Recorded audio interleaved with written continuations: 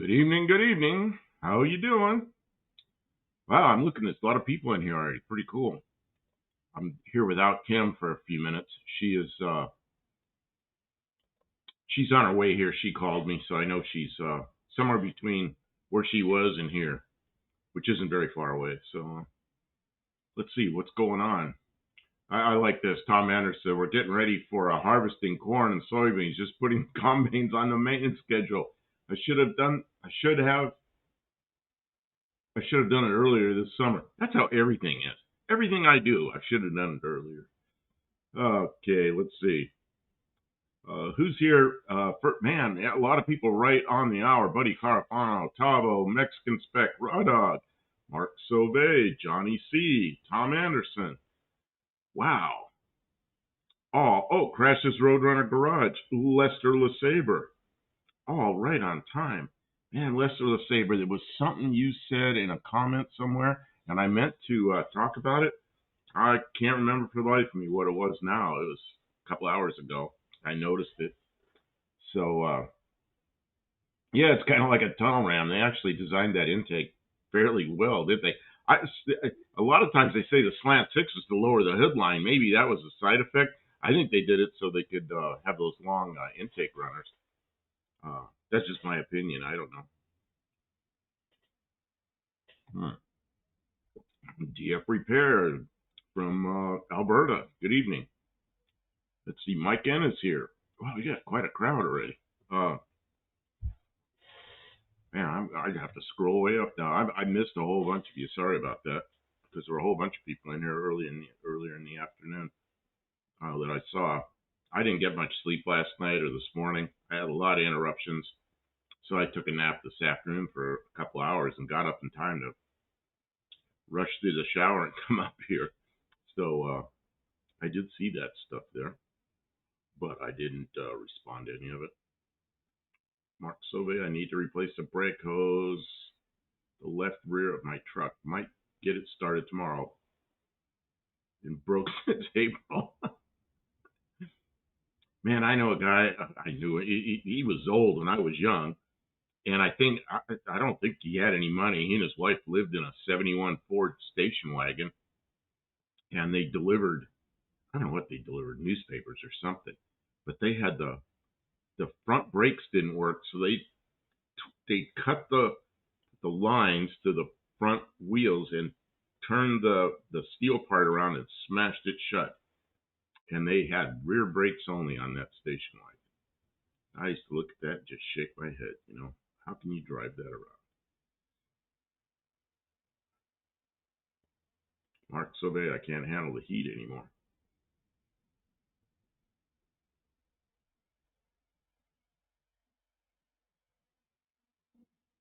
Oh, Mexican Spec says, okay, there's some changes in the way they're bringing the cars in.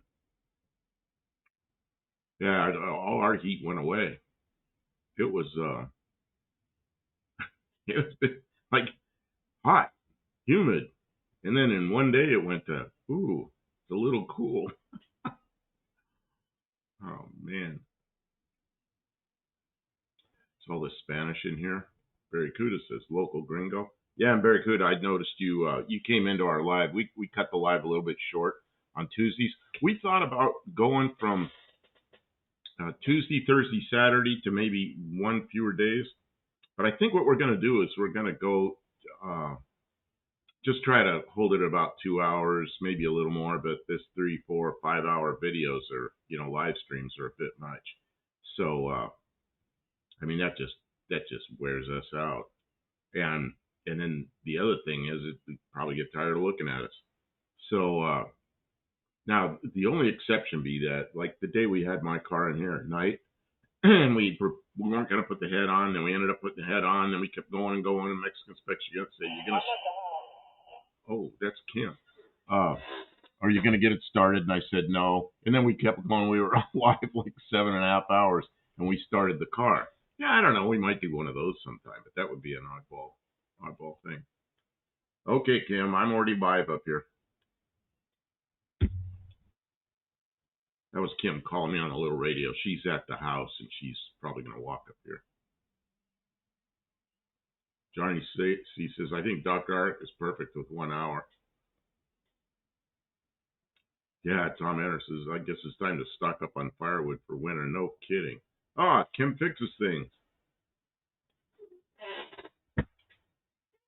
All lives are crazy.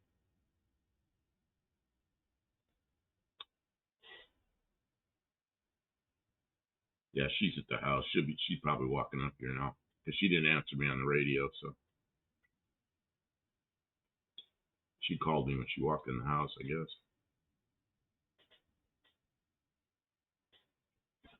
Yeah, except this isn't a CB. This, just for interest, is a MERS, MURS, which is very low powered radio. I mean, you can't talk. If you were talking across a lake, maybe you go like a quarter mile. The limit's 2 watts. I doubt these things are 2 watts. But around the property here, they're just perfect. You go down the highway with 2 people of these, you better not get separated for more than, yeah, I don't know. You can't, a quarter mile, you're out of business. You can't go a quarter mile. So it's not like a CB where you can talk for miles or halfway around the world. Yeah, what's your 1020? If I said that, she would. I don't think she'd know what I was talking about. Oh, yeah, no kidding. You move some stuff. I moved some stuff back. I know. She moved the transmission. She moved my whole desk and moved the transmission over here and then left it like that. So I scooted the desk back over in front of the transmission. And she might be mad at me for that. I don't know. But she listened to say her Buff, was it the Studebaker used the Chevy engines? Oh, that's what it was you asked. I guess that you were the person that asked me that. Yeah, Studebaker used, they got them from some other supplier that was assembling Chevy engines for something in Canada, I guess. They were 283 Chevys and probably the 230 cubic inch 6 cylinders. And they had valve covers on them that said Studebaker on them. They were black engines with yellow valve covers. So they kind of made them look like Studebaker engines, but they weren't. And so yeah, that's the front of my Studebaker up there. And see, I can make it light up. So what is this? Raw dog. I dare to say some code words to Jim on the walkie. Oh, is that the walkie-talkie? Okay, Kim says, I wanted to have a better view of the shop, so that was part of why the desk is moved. Oh, well, I moved it back a little bit because it wasn't where I expected it.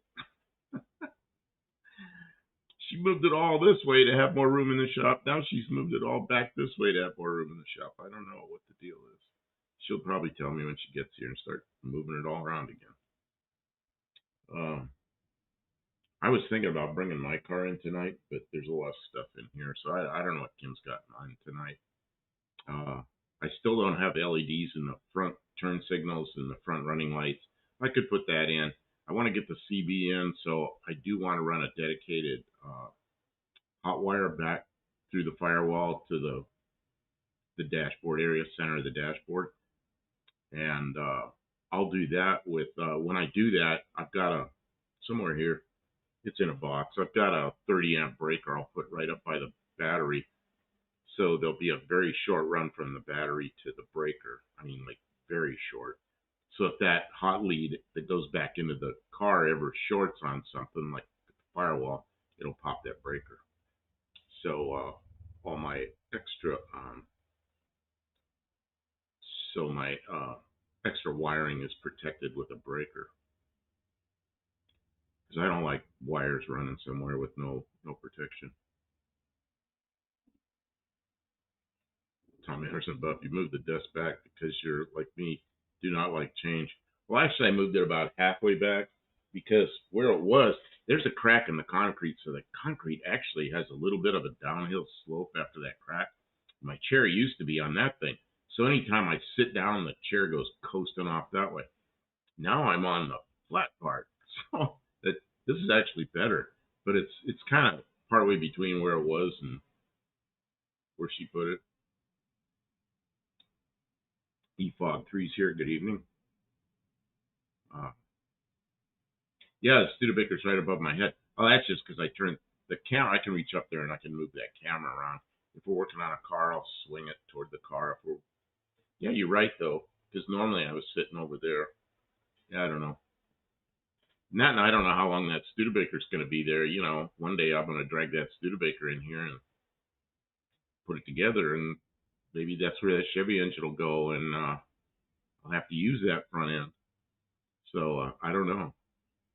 Don't know what we're going to do. Uh, and then I'll have to put another front end up there. I could go out there. We cut that Spitfire all up. I guess I could just saw the front of the Spitfire off and put it up there. Some other thing. Raw dog, what gas station gas do we like? Oh yeah, Barracuda says I could handle some heat. Yeah, you're down there in the cold end of the world right now. What's good? What's bad for gas station gas? I don't know. I think it all pretty much comes from the same places. Colby Queso, good evening. I mean, different companies buy it from refineries. I don't know. They might have their own refineries.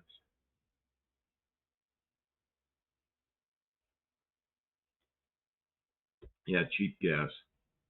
Out here in the country, do we have one station, and I'll go there when I'm really low on gas or when I need gas for the mower and it's a little more expensive. And if I'm in the car, I'll put what I put a splash of gas in there so I can make it to a cheap station. Down in the middle of town, they've got a couple of stations that are like 20 cents less, 20, 25 cents less than here out this end of, out of town. So, I try to use the cheap gas, of course. Yeah, they all pull from the same refinery. Yep. Only additives make it different.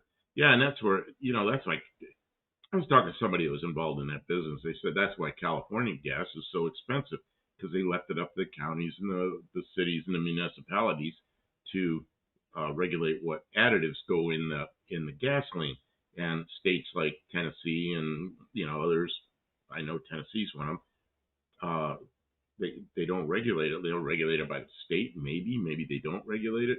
So California, they've got all these different uh, additive packages that go to all these different counties and cities and everything. Well, that drives the cost up. So, and of course, the taxes in California are a little bit higher, but they're high in other states too. But it's the way they regulated the additive packages in California that make it so expensive. Tim says I usually go to Costco for gas. It's closest and the cheapest. Cheapest we get at all is Walmart. There's a station at Walmart. I forget what brand the gas is. Marathon, maybe? I don't remember. I think it's Marathon. Kim will know. But it's too far for a special trip. So if we go to Walmart, yeah, we'll top off the tank. But if we're not out at that end of town, nope, we get it somewhere closer. Stray Bullet, good evening. Johnny C, a couple stations in Bay Area, California are $3.99, which is a bargain here. Yeah, I bet it is. Yeah, here they're down to like somewhere around 250, which is the lowest we've seen it in a while. So yeah, I remember in California, man, I was in Berkeley a couple of years ago, and it was creeping up on $6 a gallon. It was five something. I was like, oh my god, because I filled the car up in Arizona, drove up there, and then I had to get gas, and it was like $3 a gallon more expensive. It's like, Gah, you're kidding me. Man.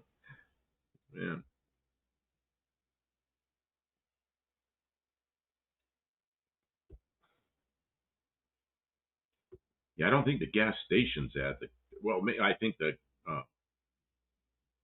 the companies at it, but in California, I know it's up to the local municipalities more than it is the state. So I don't know. Maybe there's more than one layer in California what the additive packages are.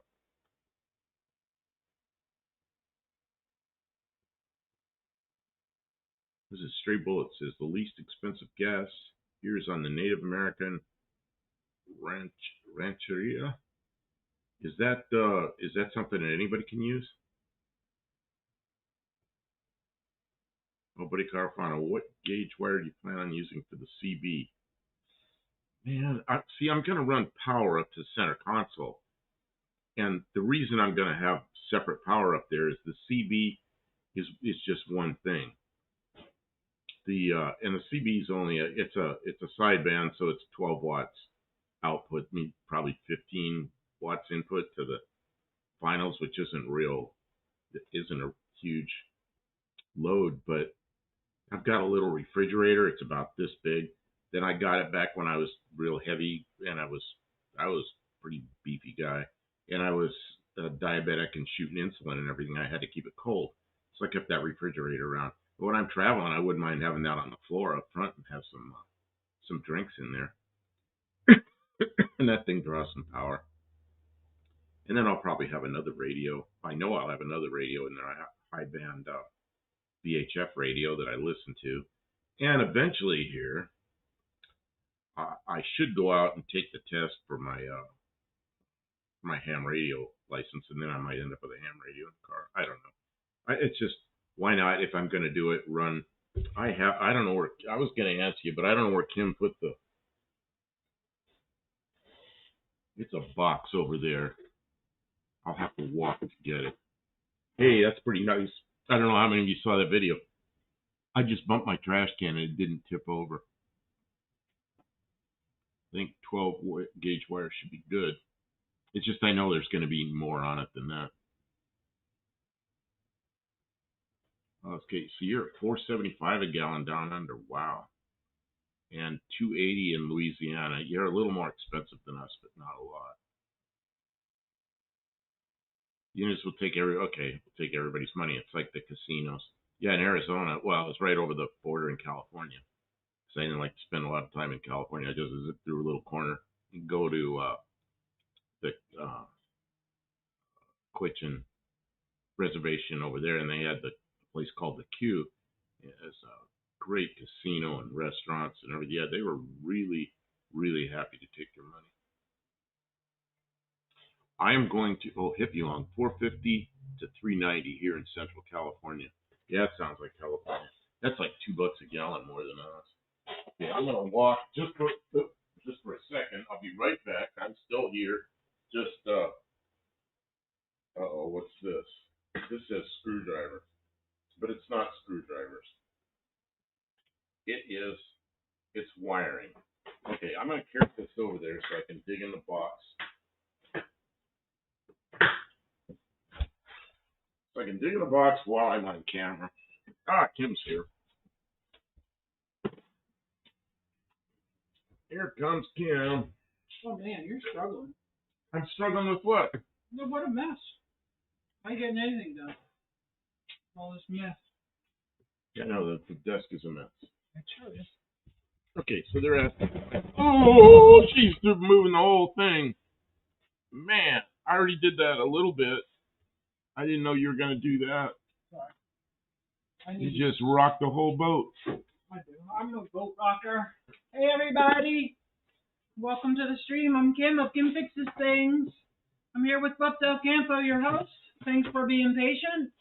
I had stuff to do on Thursdays, but we still stream.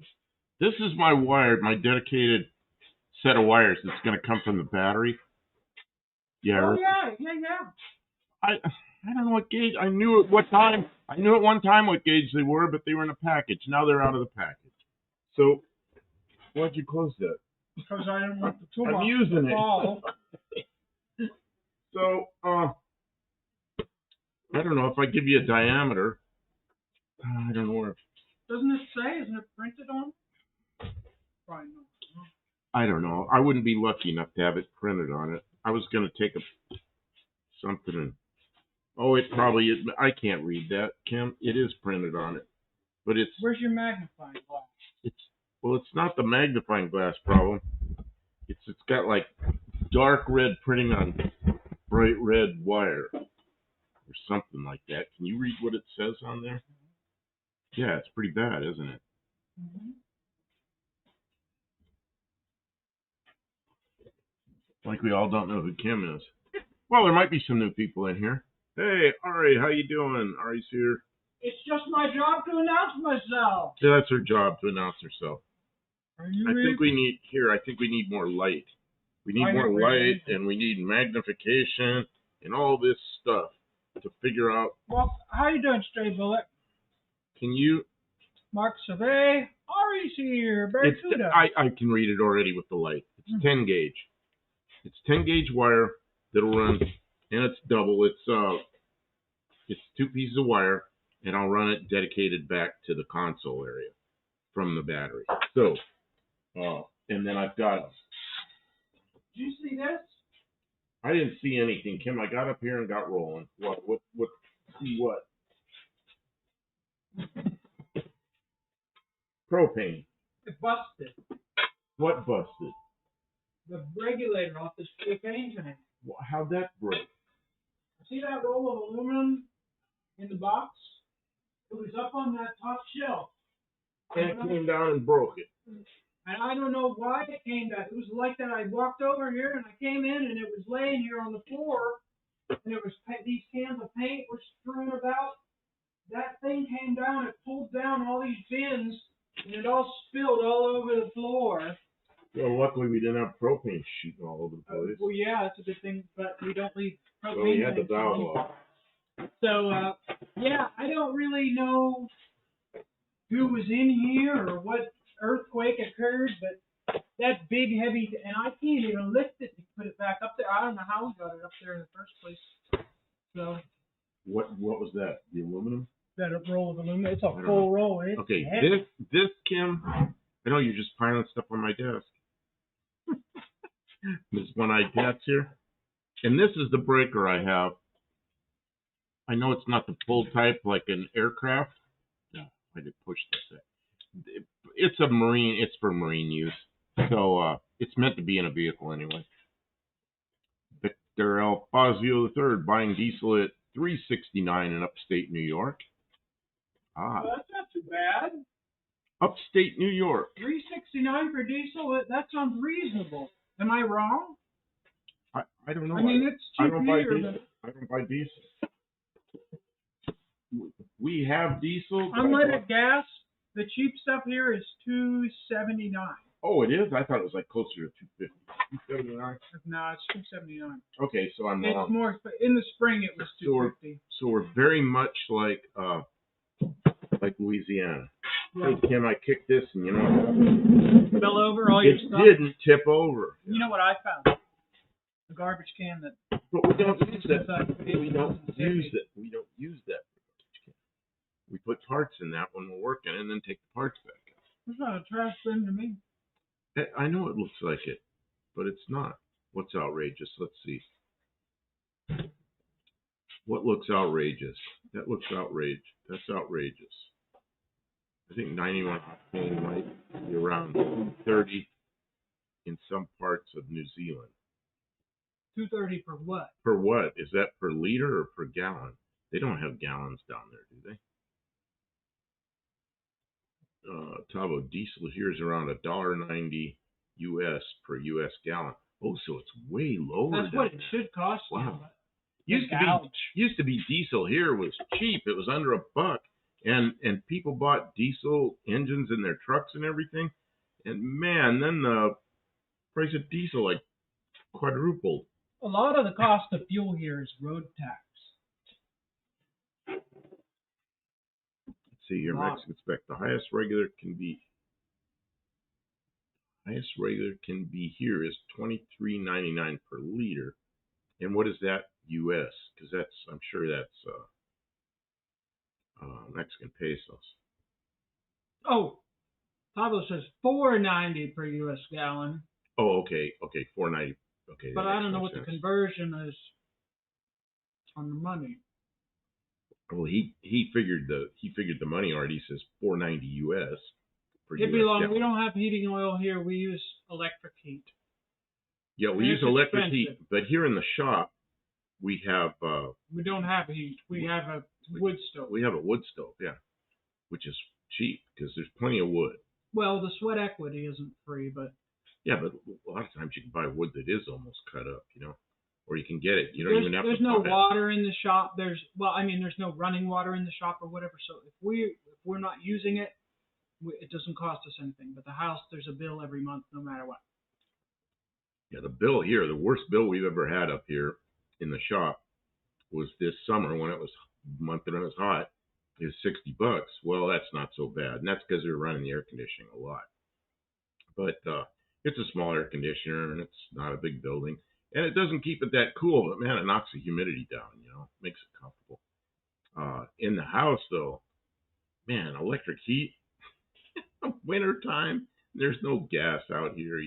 Just It won't run on 91 octane. What's your compression ratio? wait. What's this? What did I miss? Very good. It says this Valiant won't run on 91 octane.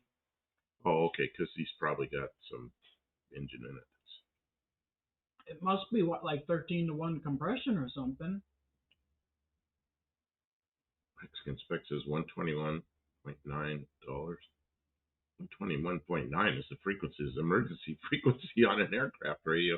I saw that, my eyes went right to it. Oh, Olive's here. I missed that.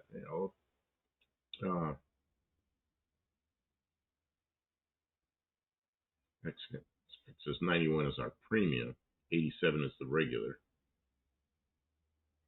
Yeah, and I don't know how they figured. Is it research plus, like in the U.S., it's research method plus motor method divided by 2, so it's an average of the 2.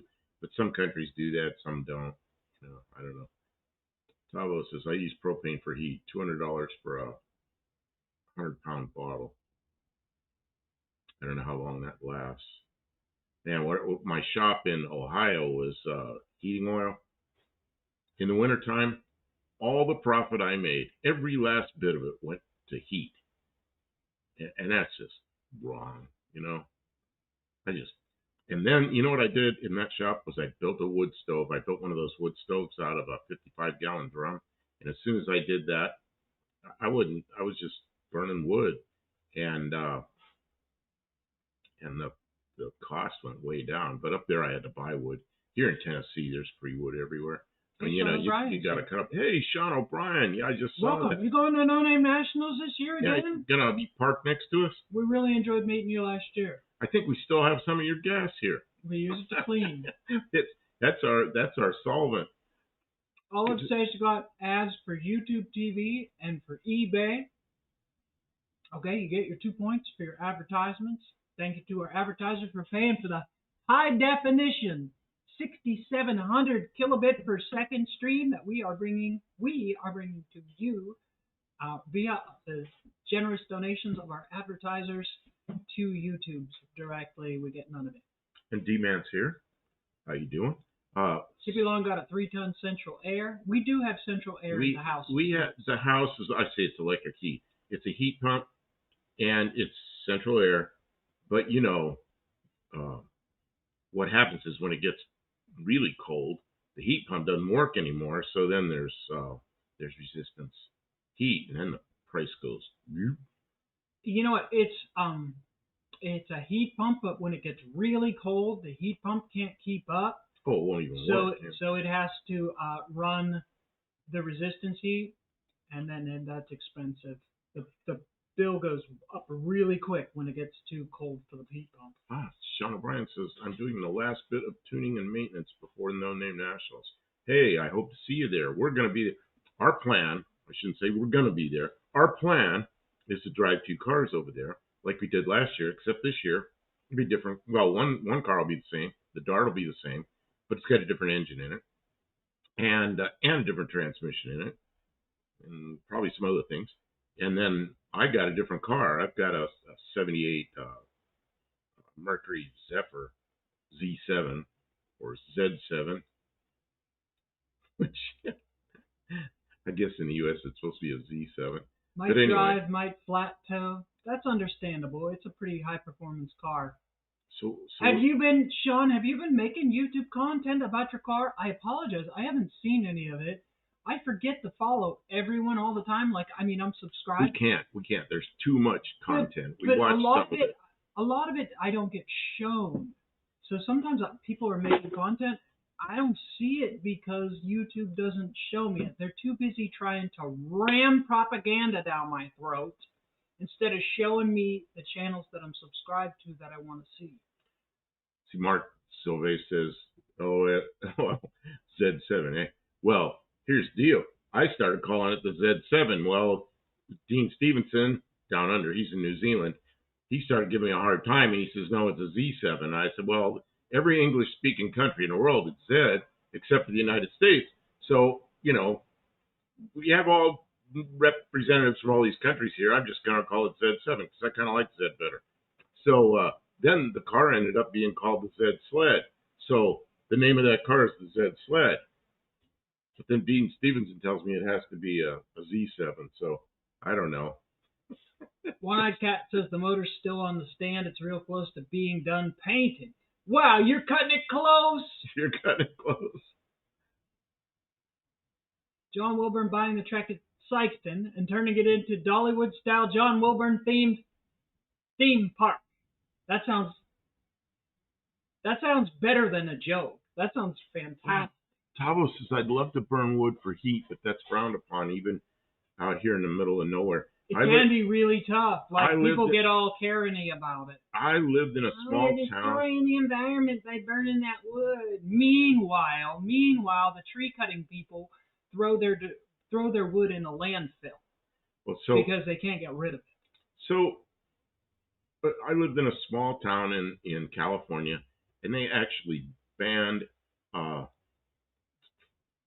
fireplace, wood stoves, all that. And I used to come down out of the mountains because I lived up out of the town a little bit. I'd come down there in the morning on a cold, winter time, and there'd be a little smoke, and it smelled good because it was people's fireplaces. Well, you don't smell that anymore. They got to burn electricity or gas or something. It's really sad. And then in California, they don't clear up all the underbrush anymore, and then it catches on fire, and they have giant fires. I don't know. It should just let people burn their wood. I mean, it's tough because there's people who don't burn responsibly. Okay. They make big smoky messes. Okay, this is really going fast. Sean O'Brien, did you read that? No, I haven't posted very much, just a couple of shorts, but really cool drift video. And this week, a real update with a few cuts and multiple videos together. Okay, I'll look for it. Guys, check out Sean O'Brien's channel. He does stuff with his e-car. I don't know what else he's working on. And Josh Holman's here. Encourage him. Make some content. I saw Josh Holman entertain us. Oh, Josh Holman's here again. Okay. D-Man says 3 cords a winter using hardwood. Yeah, that makes sense. I'll bet you we use more than that. This is a big building to keep warm with just wood. Stray Bullet says that's why I want to burn waste oil. I worked in a shop in Ohio for a while. It was a big automotive shop, and the guy had a big tank of waste oil, and all our oil, any oil changes we did, we poured in there, and we were taking oil from other people, and it went through a filter and then went up into this thing, and man, that shop stayed warm, and it was all waste oil. We use waste oil and sawdust and bark and other kind of trash wood, and we mix it up, and we use it as fire starter and accelerant. Because a lot of the times the wood we get isn't very well seasoned. It's not premium wood, so you need a little bit of extra. But burning just oil is a different process. You need a better stove, and you have to be careful because you will melt your chimney. It burns hotter. Hippie Monk says, I only burn rubber. That only makes heat on the tires. And D-Man says, waste tire heater. Yeah, I don't know. If it was done properly, like an incinerator, so it just put out a little puffs of white smoke, that'd be pretty cool. You'd have an unlimited supply of fuel. There's always waste tires. So, okay, what are we doing this evening? I don't know if we're already a half hour into this, and all I've done is show no 10-gauge wire. Yeah, it's a riveting stream. I can barely look away. Oh man. Stray Bullet, I have some old tires too.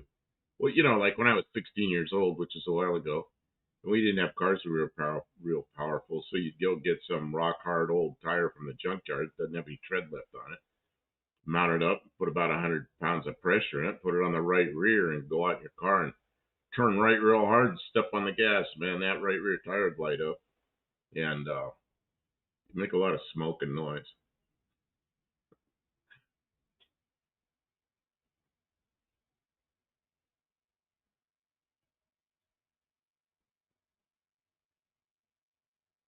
They're talking about people getting phony truck driving licenses. Yeah, Yeah, I mean, the fact that anybody could get a driver's license without being able to speak any English when all of the signage is in English. How about without being able to drive a truck? I mean, that goes without saying, but without being able to speak English, it's just dangerous. How do you navigate? So, And then, oh, well, you can get Google Maps to be in any language. So, I mean, I don't know, but so much be regulated a little going better. by so fast. When I cat, we're in good shape. Everything about cleaned and painted. Assembly will go kind of quick. You know, once you put an engine in the same car a few times, that's how it is. Like Kim's Dart, we can have the engine in and out of there pretty quickly. Oh yeah, because there's about done it. 7 wires. And same thing with the Valiant. You know, pulling a slant six in and out. Yeah. My car, we haven't had the get engine much all the way out. easier. Let's see here. Sean Brand, how many here are going to No Name Nationals? I'm going. Kim's going. I don't know who else is going. One-Eyed Cat's going. Mrs. One-Eyed Cat's going. A lot of the people Rapid that Transit, hang out in our stream are not able to go. like Mexican Spec. He's just Yeah, way he's too far nowhere away. near. Tabo can't, and Raw Dog's out west. Raw Dog's up in Wisconsin. Rabbit Transit Garage, do they participate? I'm thinking Straight Rabbit Transit is usually there, isn't he? Josh. Well, and Raw Dog's in Wisconsin, not out west. Not everybody does the events. Not everybody a lot of people are automotive. They enjoy the automotive content, but they're not necessarily event people. Yep, it says Rabbit Transit says, yep, I'm going. Yeah. And then like Buddy Carafano's like, where's he? He's like way up in Massachusetts or Connecticut or somewhere. And I think he said he doesn't drive much anymore, so you know that's probably out of the question. D-Man, Nebraska here. That's a bit of a drive for me. I'm saving up to drive Route 66. Well, you know what? There's somebody in Nebraska that's 38 Racing that's in here a lot. He comes to Nebraska. He drives a 59 Chevy down there to wait a minute. No Name National. Barracuda, you should not need 95 octane for 9.5 to 1 compression. Why do you? Well, how do they? Well, wait a minute. How do they figure the octane there? Is it motor or is it motor method or is it what's the other method? Research method, or is it a combination of both? You know, so I don't know how to figure. I don't know, but 9.5 to 1, you should not need 95 octane. What engine is it, and what are you running for timing? But it depends on how they figure it. Used to be we had 104 octane here. Well, that would not be called 104 anymore. It'd be called probably. Yeah, but 9.5 to 1, you should be able to run on regular pump gas pretty easy. 9.5 to 1 is not that high. Well, it also depends on where he's got the advance. You know, may want it. I don't know. Who knows? But a car. I mean, for street driving, you just Boston, Massachusetts. But okay, you're in Boston. Dial it back a couple degrees and save a couple bucks. Man, you live very close to a friend of mine. Good friend of mine lives. If you know where Amesbury is, it's the most northern city in Massachusetts, kind of just north of Boston. Oh, Tim's taking a long weekend and going to No Name Nationals. Okay. His wife has plans. Good plan. Tavo says it's 95 octane research. Okay, so it's the research method. So I don't know the difference. So there's research and there's motor method. In the U.S., they take research method plus motor method divided by 2, so it's an average of the 2. So that's what we see on the pumps. Okay. And then there's aircraft, which is even different. You know, I don't know what method they use. If it's methanol, might need bigger jets. Yeah. Well, straight methanol, you need a lot bigger jets. Yeah, but if he's saying he can't run pump gas, that's not going to be methanol. He's should be able to run. Josh Hellman says high octane fuel is for premium cars with high power engines. Not necessarily. it's for like my Subaru. It's just a regular Subaru, right? But the engine is designed. It's high compression. I think it's like 11.5 to 1 from the factory. They're all just that way so that they can get. And so you have to run premium fuel in it all the time, or it'll knock. D-Man says Amesbury is the North Shore. Yeah, but that point of Massachusetts that goes up in a point like that, it's right on that point. And I know we walked down the street and we're in New Hampshire. I've walked into New Hampshire from Amesbury.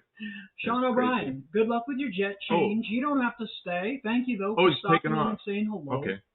And we look forward to seeing you again this year. Yeah. Be safe. If you leave your windows open, I'll close them if it's raining. Roll up your windows. Roll up your windows. MG cars need premium to run. I don't mean on 87 they run bad. On 87 they won't start. Really? See what Talo says. 95 Ron is about the same as 91 AKI. Now, is AKI that's average? Is that what we're using as AKI? I think. Because ours is research plus motor divided by 2, which is what I think AKI is. So Tavo says it's 90. Their 95 is about like our 91.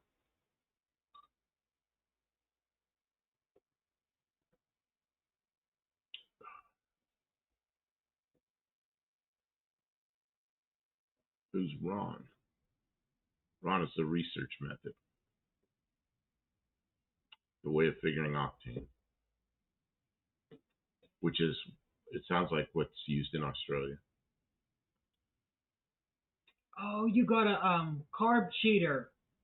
That's cool. I want to see it. Who did that? Sean O'Brien. He says, one thing I have to say is the carb cheater data logging has made tuning way easier to understand. Oh, that sounds great. That does. I've watched that stuff on the carb cheater, and it's like, man, does that sound interesting? I haven't had a car that I've been that concerned with. Maybe I'll do that with my 6-cylinder. I know my Dart's running rich. Z7. I bet if I put a carb cheater on there, I could tune it up and get it to run better. And let's see, straight bullet. I run my 10-to-1 big block on 87 octane most of the time with the appropriate ignition timing. Yeah, with ignition timing, and then engine design can matter. Some engines are more prone to knock than others, but yeah, at 10-to-1, you should still be able to run regular, some kind of pump gas, 89 or 91 or something like that. If not, something's out of adjustment. You're either running way too lean or you're running. See, and this is what I thought about Buddy Carpano. He says, would like to go to no-name nationals, but haven't driven in 3 years. Yeah, that'd make it rough. I'm sorry, buddy. You need to find somebody who wants to go and find somebody in Boston that's headed this way. It's a long way. See, we got it lucky. We're only we're in Middle Tennessee, so we have it's like 3.5 hour drive. Yeah. We will do our best to bring back some stories and pictures and video clips so that you can live vicariously through our adventures as best we can. It's tough. It really is tough to video. Everybody's so busy, and you don't want to interrupt people's conversation. People are just kicking back. They're talking candidly about stuff that maybe they wouldn't normally spread to everybody. You know what I mean? That kind of stories, that people only tell in person, and so some of that is tough. And there's loud cars going by every time somebody starts talking. Whoa! Somebody going by, and it's supposed to be that way. You can't tell everybody, look, you've got to be quiet. We're trying to video here. It's like it's a once-a-year event. We're having fun. So, but it's not really, which is crazy because we're all YouTubers, right? But it's a meetup, not a recording opportunity. So it can be very difficult. And then at night, everybody's frigging exhausted. It's hard to get everybody to meet up or anything like that. And if you're eating a meal, you don't want to record during that. It's just tough. It's very. Yeah, and Rapid Transit's got it right. What's that? It says no-name national isn't necessarily about the events there. It's about the people in the community to get together and participate in events and get together. Yep. Yeah, it's really an experience more than it is a, you know. The Raw Dog is about to disappear up there. He says, I'm in the mood to buy a 3D printer. But what 3D printer to buy, I do not know. I don't know a lot about that stuff. I've been around people that have been running them for years, and they're getting better and better, of course. Someday there will be a 3D printer that you can print in aluminum or in steel, and it just goes, and there will be your cylinder head.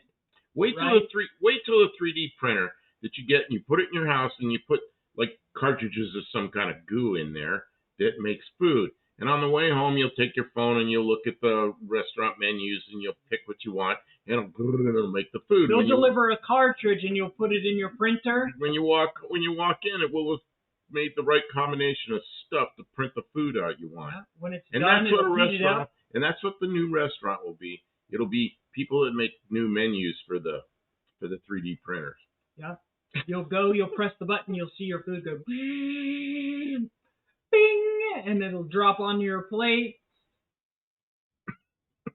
So, Mike Kent says track burgers. Oh, they're okay. Man, I like those burgers. They do make okay burgers. For concession stand food, it's not bad. It's not bad. It's reasonably priced concession trash. And it isn't really trash, but, concession stuff. Wendy is done cutting my hair. Chat to her. I need another shower. Yeah, you better wash that hair off. Shower's always needed after haircut. Good job, Wendy. Keep him cleaned up. We need him to look his best. Yeah, Mike N says food replicators. Well, and I think the food replicators, which will be like a printer, I think it'll be just like the printers are now for like ink printers. You'll get one, it'll be really cheap, and it'll have little teaser cartridges that you run out right away. And then when you go to buy the cartridges, you got to buy that brand, and they'll be really expensive. And this thing will have like a refrigerator, and it'll keep those cartridges cold. But then as it prints out, it'll make it hot. So you'll get a hot plate full of food that looks good.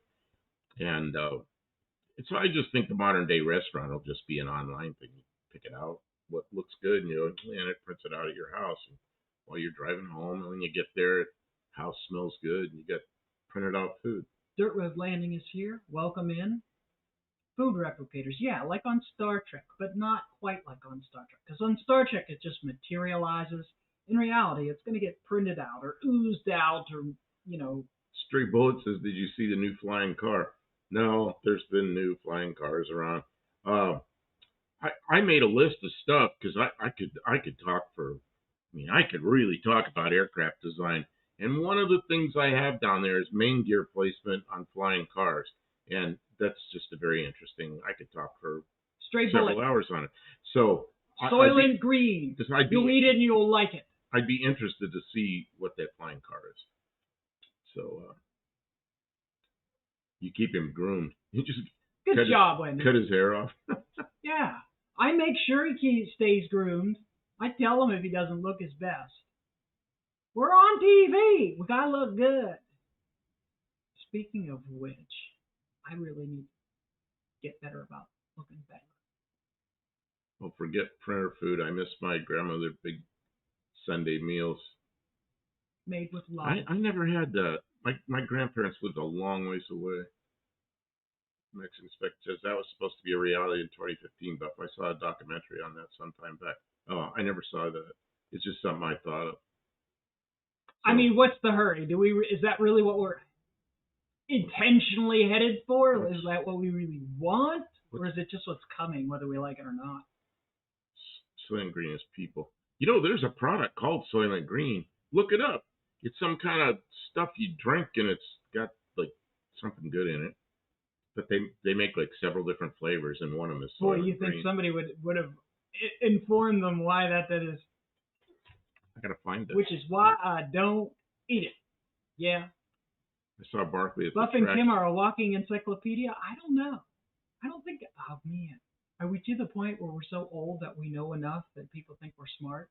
I think that's it. We didn't really get a lot smarter. Just like we know about all the stuff from our whole life collectively, and so people who haven't been around as long as us, they don't know as much stuff. So it makes it seem like we're smart. but we're actually dumber. Like if I've forgotten more stuff than I know, Well, than that's I'll what I ever always say. remember. I say on the backside of learning curve. Okay, how do you get to this? Oh, this is. I'm going to do this the John Wilburn way. Yeah, there you go. Here it is. That's the product you can buy.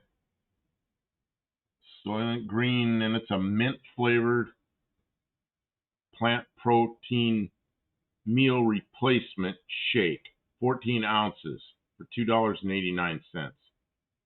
You can buy it now, but I don't think it's people because it's vegetarian stuff. Grandma sure knows how to rehydrate pizza.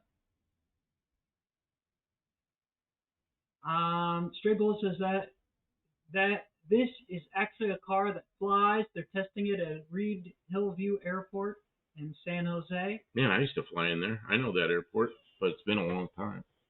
Mexican Spec says his food replicator's name is Mrs. Spec. You're very fortunate. You're lucky, right? There'll be a lot of lonely, isolated, shut-in people who their Mrs. Spec will be rehydrated food. Mexican Spec says, why would they call it that? I bet the owners of the company are foreign or stupidly young. You know why? Because people my age remember it, because I couldn't believe they actually had a product called Soylent Green, and I instantly remembered it. And then when it was brought up here, what, like a year, like a year later, I remembered and pulled it right up. What did we eat for lunch? Did you have more of those ribs that John made? No, I didn't. I should have. You know what I did was I was in such a hurry because I was running late that I took a hamburger bun and I put a bunch of pepperoni on it and brought it up here in this bag with the clean rags. When I got here, I ate it like in the last 2 minutes. It was 2 minutes before the hour, and I whooped that sandwich down. So I didn't. Hippie long, I would buy that, send to my brother's joke. Yeah, just look it up. It's a Soylent Green energy drink or whatever it was. It'll come right up. You can buy cases of 6, or you can buy them individually.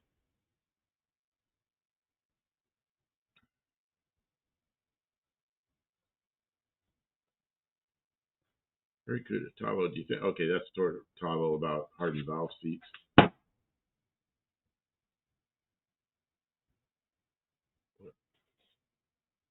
Go ahead, talk to us, Jack. Oh, you're writing notes. I know what you're doing. You're starting to make your card file thing. I was gonna get a card file organizer thing, but I didn't buy it yet.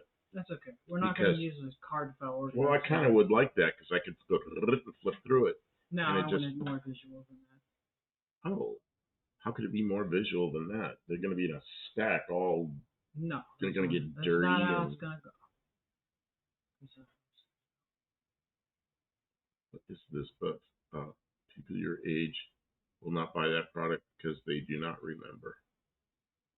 And it's like, well, I remembered it, and I forget a lot of stuff. Oh, Dirt Road Landing's here.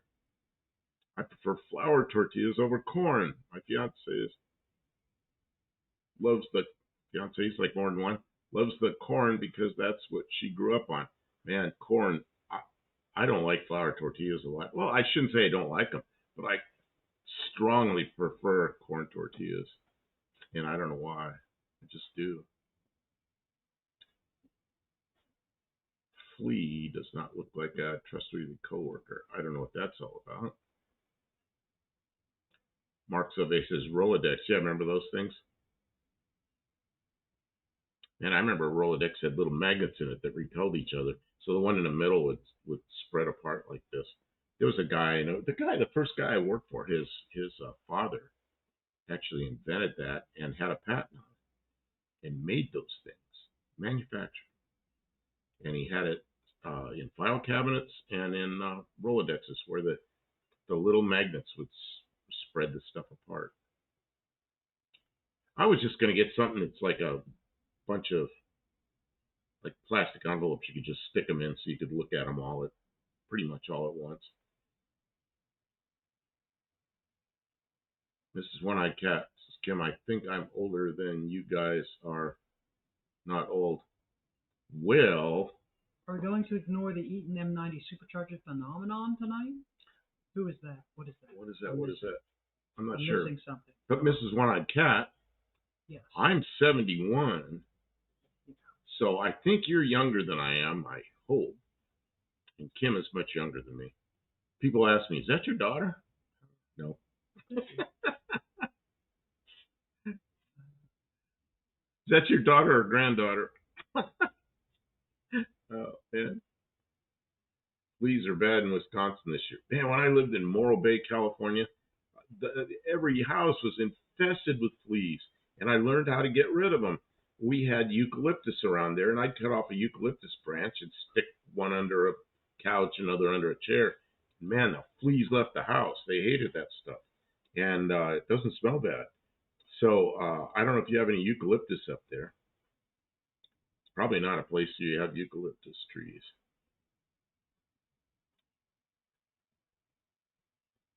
What is this? Awesome. Yeah, Max. Others in the house with, what is this?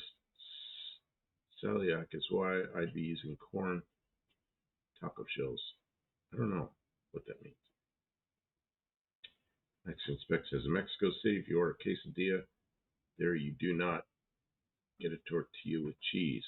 They serve a very different product. Really? Huh. I know Mexico's big, and I suppose different Or areas. Tavo, I know what a teledex looks like. Different areas of the country are probably different. I hadn't really thought about that. There's a rotary dial, like an old phone, to select the page. Oh, that kind of thing. Oh, I was thinking of the one that rolls like a Rolodex.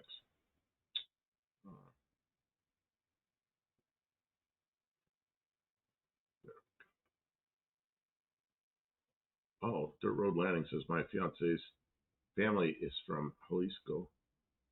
Oh, isn't that where Mexican Spec's license plate's from? Let's see. What was the thing? It was about, oh, God, it's been a long time now. Oh, nobody will remember this. I was going to say about 10 years ago, and I'm thinking about it. It's probably like 40 years ago. There was a problem with Jalisco cheese that was tainted or something. People got sick. I remember that. Oh, the slant 6 intake manifold got me thinking about M90 superchargers. Ah. Yeah. Well, see, we've got another one that's up. Okay, I'm going to go point to it, and then you'll see. You probably don't see it yet. But it's a... wait a minute. I'm trying to read this stuff. I'm trying to read this stuff before I point to it. But all of you can see D-Man's this. having chips and salsa. You can see this in the camera right here where I am. See that right there? Hidden up there. That's a 2-barrel Super 6 intake manifold. And the reason it's not on my car is because the next time I take a manifold off of my car, it's getting turbo.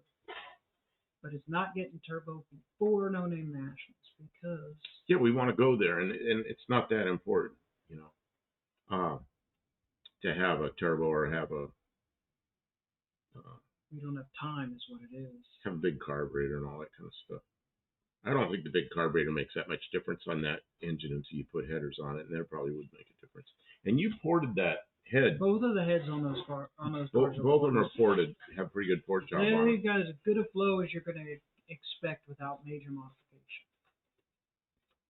Oversized valve. What is this raw dog? Just the motor load is $50,000 for 410 sprint cars. Man, see. Whoa.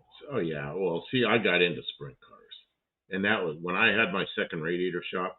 I was sponsoring 2 sprint cars, and it's like it's an obsession that's worse than drugs, man. You spend all your money every time they hit a wall, every time they bend something.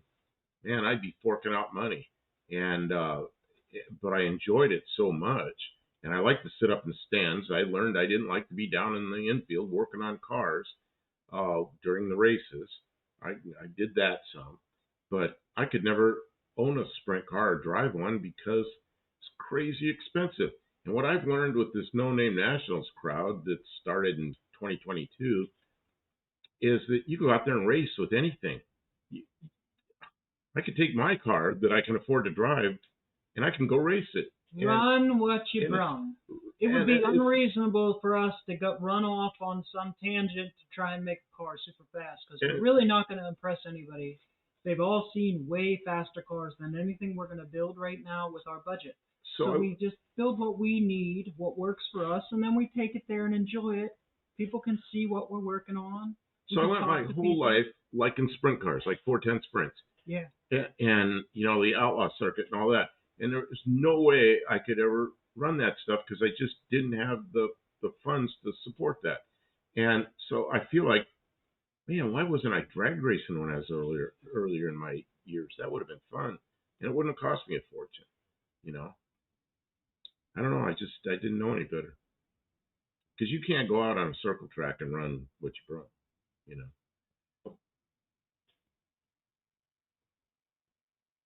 I had 410 Sprints. Who's the guy I always watch? Well, it's a guy and his sister that run 410 Sprints. I can't think of his name.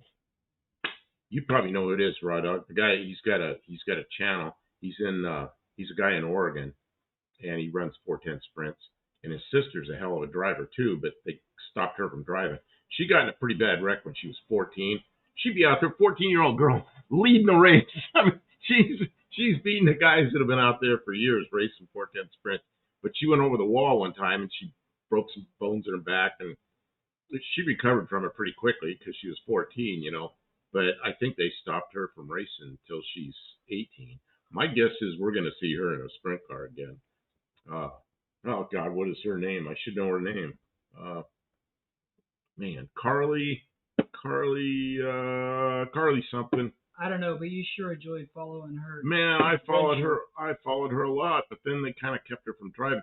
So she's the crew chief. She's her brother's crew chief right now. And man, somebody will come up with this. Ray Ledbetter. I don't know who that is. No, it's Carly. Man, I can't pull up the name. I could probably find it. Like it really matters. D-Man says I used to watch the Outlaws at Lee Speedway in New Hampshire. Yeah, I watched. There's a track in Central California, Santa Maria. I used to watch the Outlaws there, and that's like the best racing you've seen. Then there's another group that's kind of like the Outlaws, same kind of thing. And I used to go to the races when they had those in Yuma, Arizona. It's just most exciting, fun races ever. Is the 410 Sprints, but in the Outlaws,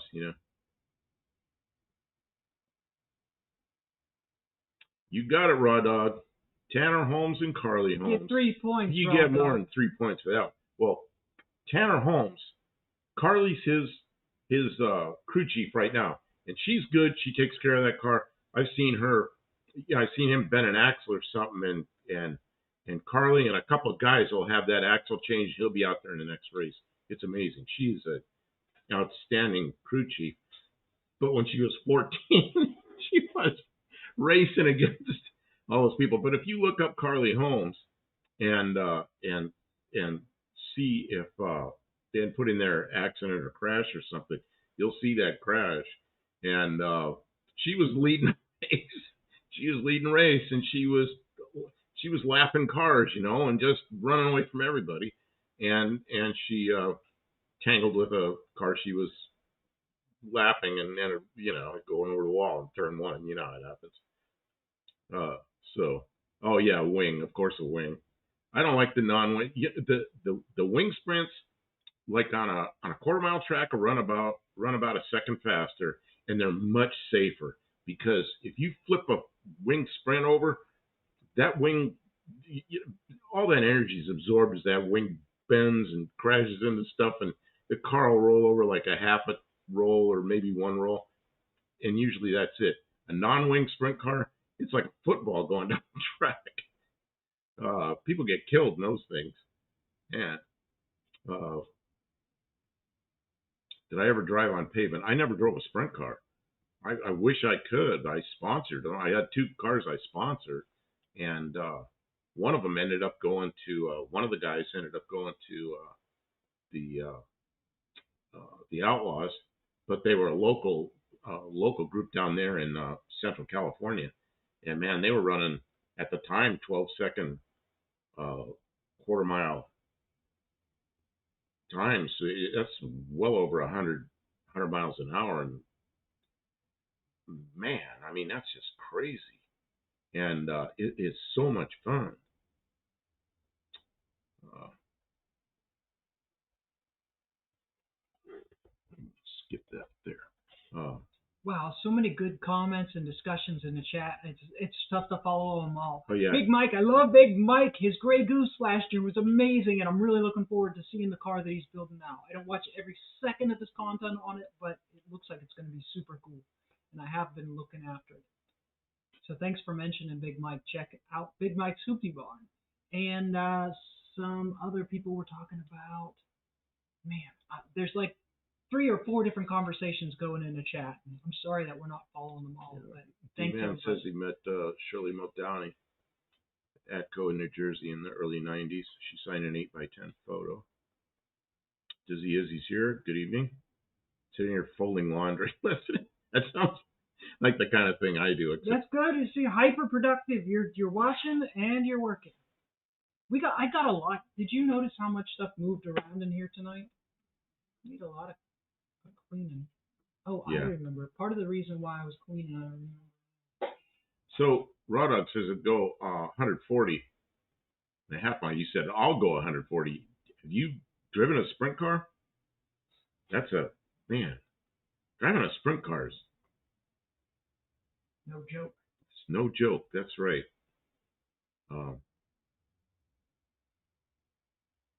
Yeah, I've never been to a half-mile sprint car. I've been a third mile and 3/8 mile and quarter mile, and you know, a track that's got good clay on it. And they get the surface right. They're fast, man. Yeah, if you watch Tanner Holmes, that guy's pretty good.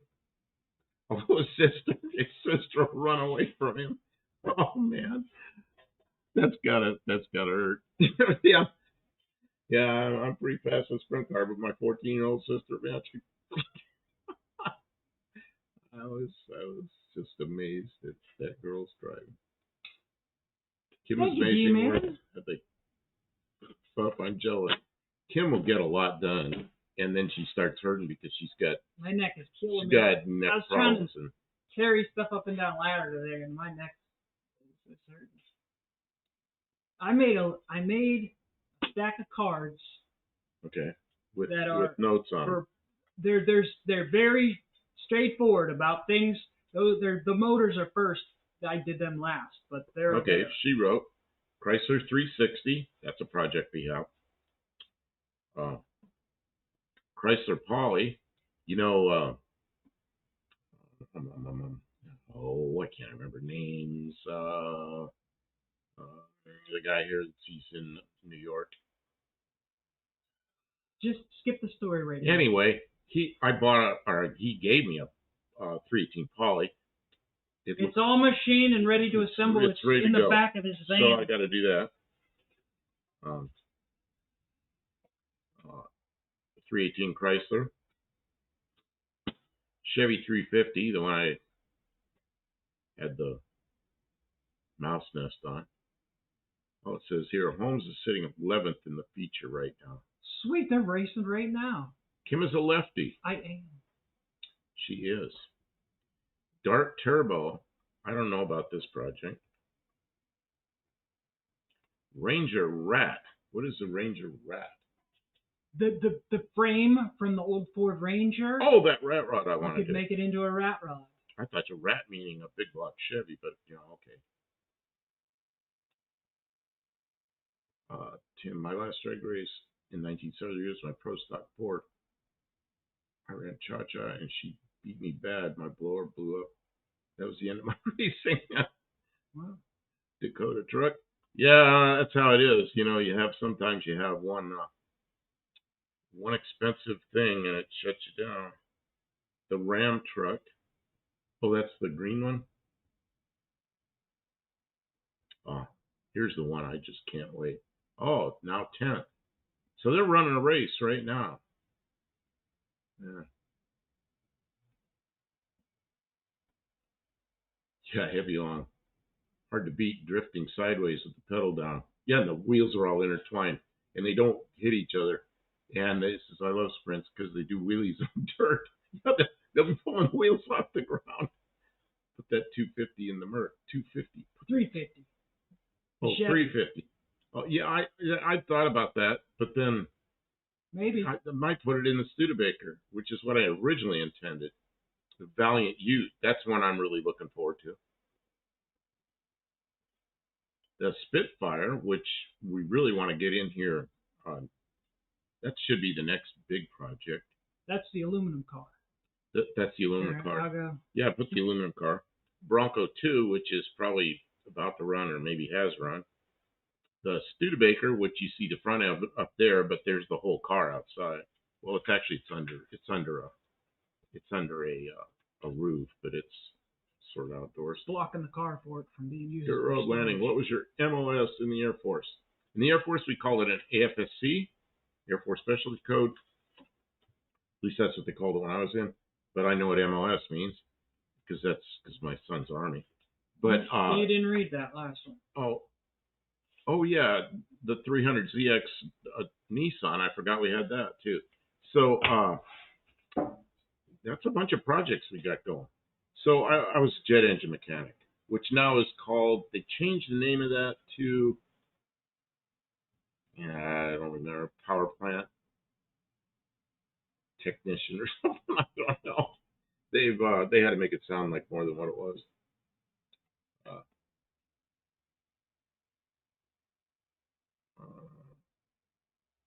Oh, Dean Stevenson's here. Hey, Mrs. Ecstasy is going to pick me up at the cemetery. That's where you run or walk or something. Let's see here. Dean Stevenson, I'm on a date with Mrs. Ecstasy. Ex-inspector.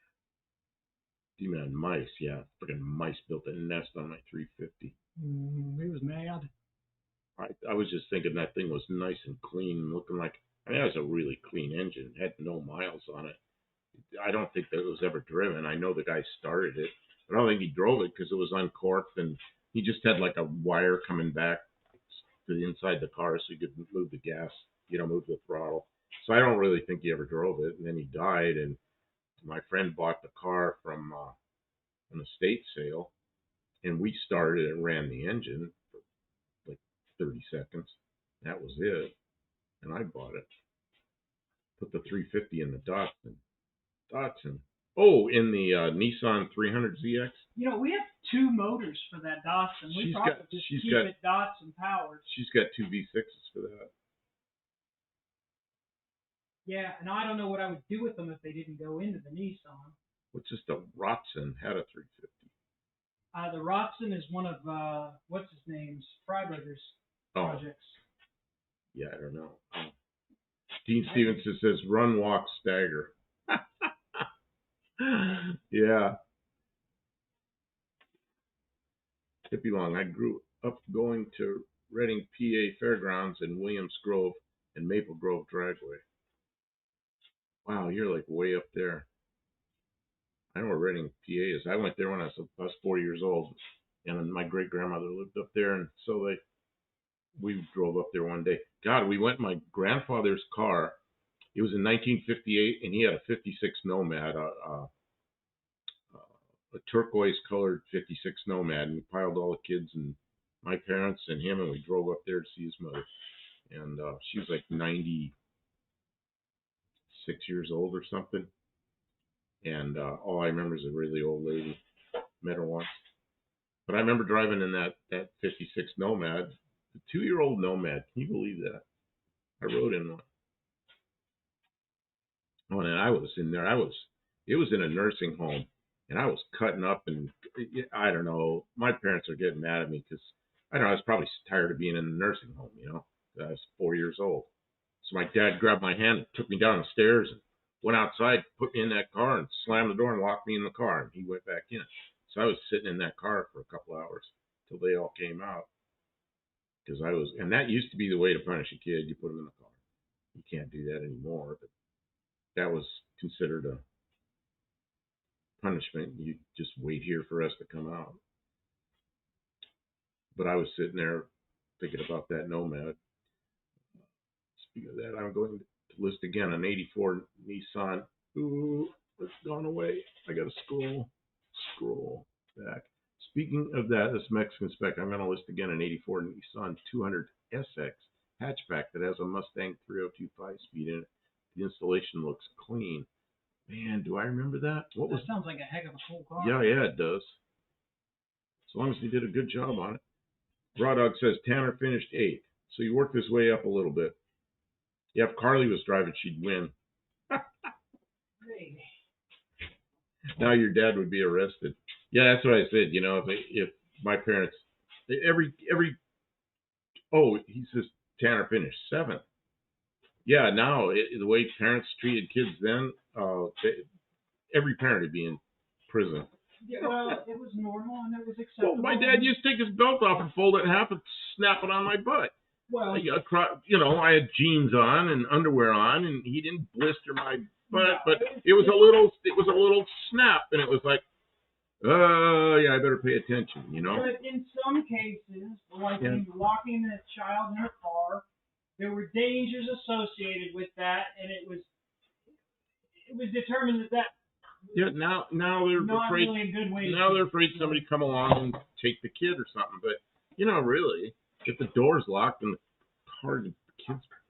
I know, but there's better ways to handle these situations. I guess I don't know, but I know I was causing trouble in that nursing home, and I don't remember what I did, but I know they scolded me several times, and then my dad goes, "You're coming with me." And I remember going downstairs, and I said to him, "Well, let's take the elevator." He goes, "You don't get to ride in the elevator." And he took me down the stairs and put me in that car. Because we took the elevator up, and I liked the elevator. That's abuse. So he's not going to let me ride in the elevator because he knew I liked it. So he just took me down the stairs, put me in a car, and closed the door. And that was it. I sat there. Very good. I named my daughter Carly, but she insists it's Carly. Instead of C Carly, it's K Carly.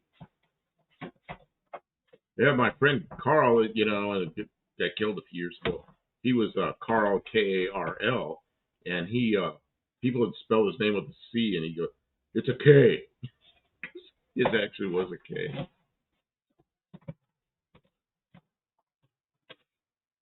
That's just it. Look out for the post in a couple of weeks. It looks good and not expensive. Really? Man, that might be a hell of a car, you know. Mark Sauvé, 440 engine code is. What is this? Oh, Mark Sauvé. 240Zs were popular in NHRA class running 440s. Man, I did radiators for several of them where people put small block Chevys in them, 327s and 350s in 240Zs.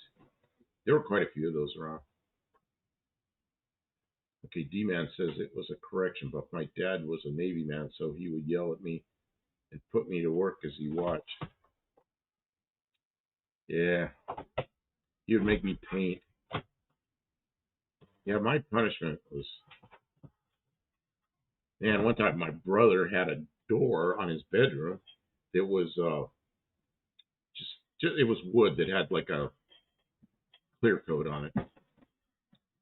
And somebody had written an M on his door, a big old M on the door. My parents blew a gasket.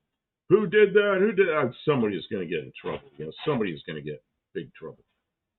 And we're all going, not me, not me, not me. So they separated us. And they gave us each a piece of paper, and they said, write an M on here. And we everybody wrote an M. They looked at mine and said, you did it. I knew I didn't do it. So my dad pulled his belt off, put it half, whap across my butt. And then my brother starts crying. He goes, I did it, I did it, I did it. Don't waited till you got whooped. He waited till I got hit. And then he felt so bad that I was getting hit, you know. He admitted that he did it. Oh, man. A lot of good that day. You got whooped. Oh, we were little. I was crying, and he was crying. I bet nobody wrote on a door again.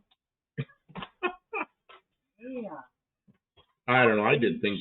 I punched a hole in a wall one time. That was bad. That was really bad. I don't remember my father getting upset more than a couple of times. He was pretty quiet. My mother would just rattle on. She was a person of discipline until something really went wrong. And then my father, when he got upset, we knew we really did something. Bad kids. Mexican spec says, clean rear drive Japanese cars bring good money. You know what I really like about your old Datsuns down there is you got the push rod engines. I really like that. Pretty Carfano, I remember coming home from school and letting myself in at a young age. Yeah, we didn't do that because my mother was home until I was in 7th grade. And then she went back to work. And so then I did, but 7th grade, I was 12 or 13 years old. And yeah. Dirt Road Landing says, I'm enjoying this live while drinking a Captain Morgan Pepsi Zero drink. Man, that sounds good. Captain Morgan's pretty good. Hippie Long, kids were not to be heard and speak only when spoken to. That's what Kim tells me. We were to be seen, not heard. But 70s TV ruined that. They would remind us that if we got out of hand. They not heard. I remember one time, there's 3 kids, my brother and sister, me. We're all watching TV in the evening, sitting on the floor watching TV. And my mother's yapping at us about something, we're not paying attention. So she comes over, she stands in front of the TV. And I go like, hey. And she goes, you don't hey at me. And she turned the TV off. She goes, when I talk, you listen. But that's how she got our attention, standing in front of the TV. Oh, did your dad at least apologize? I don't remember. I just remember my brother crying because I was getting smacked. Then my dad beat both of us and we liked it. That's the way it was, and we liked it. I considered calling her Lola and Holly. So was met with opposition. At least you didn't call her Edelbrock. Oh, man. Yeah, when teachers could beat us. Oh, I remember that. I remember there was a kid that was in trouble a lot, and I remember him getting paddled several times. Oh, here's a blast from the past. And when the teacher had hit him with a paddle, every time he broke the paddle. Show him that. Here, I'll show him that. Some dirty stuff here. I don't know what Check this out. New old stock off of eBay. When have you seen one of those lately? Yeah, look at that. Yeah, that's pretty funny. What's in it? There's a bunch of you will know exactly what that piece of paper is, but a lot of you will be like, what the hell is that? Yeah, it's an old IDM card. Very good. Yes, I was thinking T70, not. Okay, let's see here. My Forerunner is made in Japan. My father was abusive. Buddy Carfon says my father was abusive when I was a kid. I'll never say my father was abusive, but yeah, I got hit with a belt a couple of times. He remembers that because it was one of the few times. But I don't think he ever hurt me. I think it hurt my feelings more than anything else. It was one of the few times that your dad treated you that way, and that's why it stood out. It wasn't like I knew people who were abused, and they rarely, if ever, speak of it. Dizzy Izzy said, I called my English teacher a bitch. Boyfriend, the science teacher. Hey, is that big a guy spider busted or bad spider? Wait a second. This guy busted a wood boat paddle across his boat. Okay, what are you asking me? Is that a good spider or a bad spider? Is it a dead spider? No, it's a lot. Okay, well, let's get rid of them. None of them are good. Get them. You found them. You're the man. Let's see here. Where did that latch? I don't know. That's a spider. It's like holding still for you. I'm not touching. Oh, you're not going to get him? Oh, I don't want to get him. Oh, I thought you went to get something to get him. I'll get him. I don't want him in here because they bite. I don't know which ones bite and which ones don't, but they're not good bites. Really bad bites. Oh, yeah. Or Yeah, that one's done.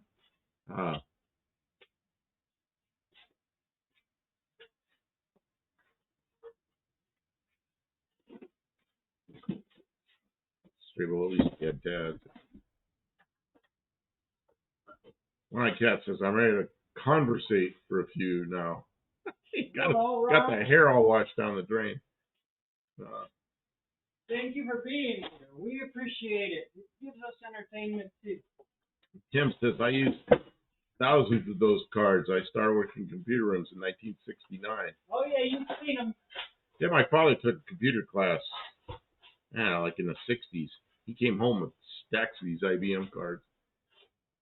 Does anybody remember the paper drives when they used to collect the computer paper to recycle? Oh.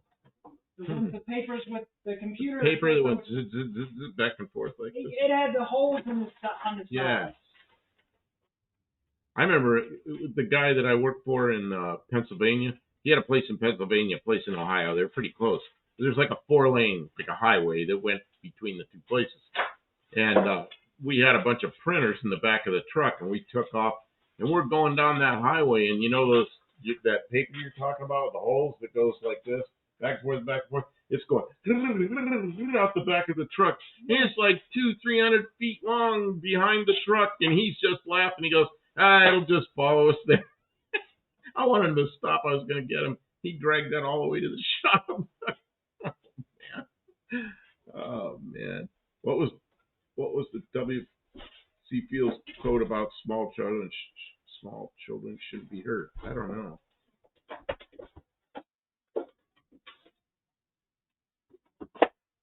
That was a real thing.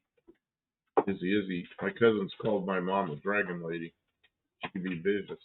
That's the name of the U-2 reconnaissance aircraft. It's a Dragon Lady. Oh my God, it's called discipline. My mom taught us 5 kids a lesson by playing with fire all in one lesson. Oh man. Don't hurt the poor spider pup. Well, you know what? They hurt me. I've been bit by spiders that take 10, 12 days to get rid of the hard lump. So I don't hurt them. They don't feel it. They're done quickly. I'm sorry. Yeah, I have taken spiders outside. Remember the one in the house? Yeah, you taken spiders. It was in your bedroom when you first got here? And I took him way out for something. It was a big old spider, and I just put him in a jar and took him away. One of my cats says data sheets. Yeah, Stray Bullet's mad at me now. Is he mad because you got the... I can't hurt spider. W.C. Fields was quite a character. Izzy, get away from me, kid. You bother me. W.C. Fields. Oh, yeah. You would say that. Oh, yeah, some are like 4 inches across.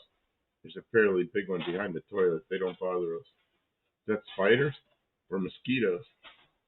A 4-inch mosquito. Spiders in the house. I don't like snakes in the house. Oh, yeah, we've had snakes. We had a snake in the house, but we took the snake for a car ride, like about 10 miles. Yeah, you took the snake in a car ride. Car ride about 10 miles away and let him go in a big field where there's water and everything. I figured there'd be lots of mice and stuff there. He'll be fine. You would do fine down by the river. Down by the river. Mom had computers that had cassette recorder for memory. Oh yeah, I had one of those. It was oh yeah, Commodore 64. Commodore 64, and before that they had the VIC-20. Commodore 64. Yep, I had one of those. Cabo, we have lovely pet Huntsman spiders here. Huntsman? Huntsman's the name of a company that makes adhesives. Stray Bullet goes to poor spider. Yeah, well, I'm sorry. I ended his life early, I guess. Those Huntsman spiders are big. What about the ones, what's one that they had in Afghanistan that we weren't supposed to bring back, but some of them came back? That's those Huntsman spiders, isn't it? Is that Iraq? Might have been Iraq. Might have been Afghanistan. What are those big spiders about this big? I can't think of what those are called. Somebody will tell me. Izzy, we have black widows, brown recluse. Yeah, brown recluse are not good. Black widows, I'd get rid of them. Because my brother got bit by a black widow when we were kids, and his arm swelled up. He was probably allergic to it, but it was not a nice wound went on for a while. Ended up in the doctor. You know.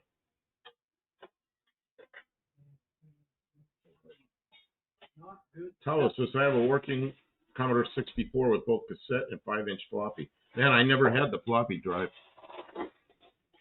Oh yeah, 5.5 inch. I had one of those. Well, I had 5.5-inch floppy drives, but not in a Commodore 64. I had it in a 286. 286.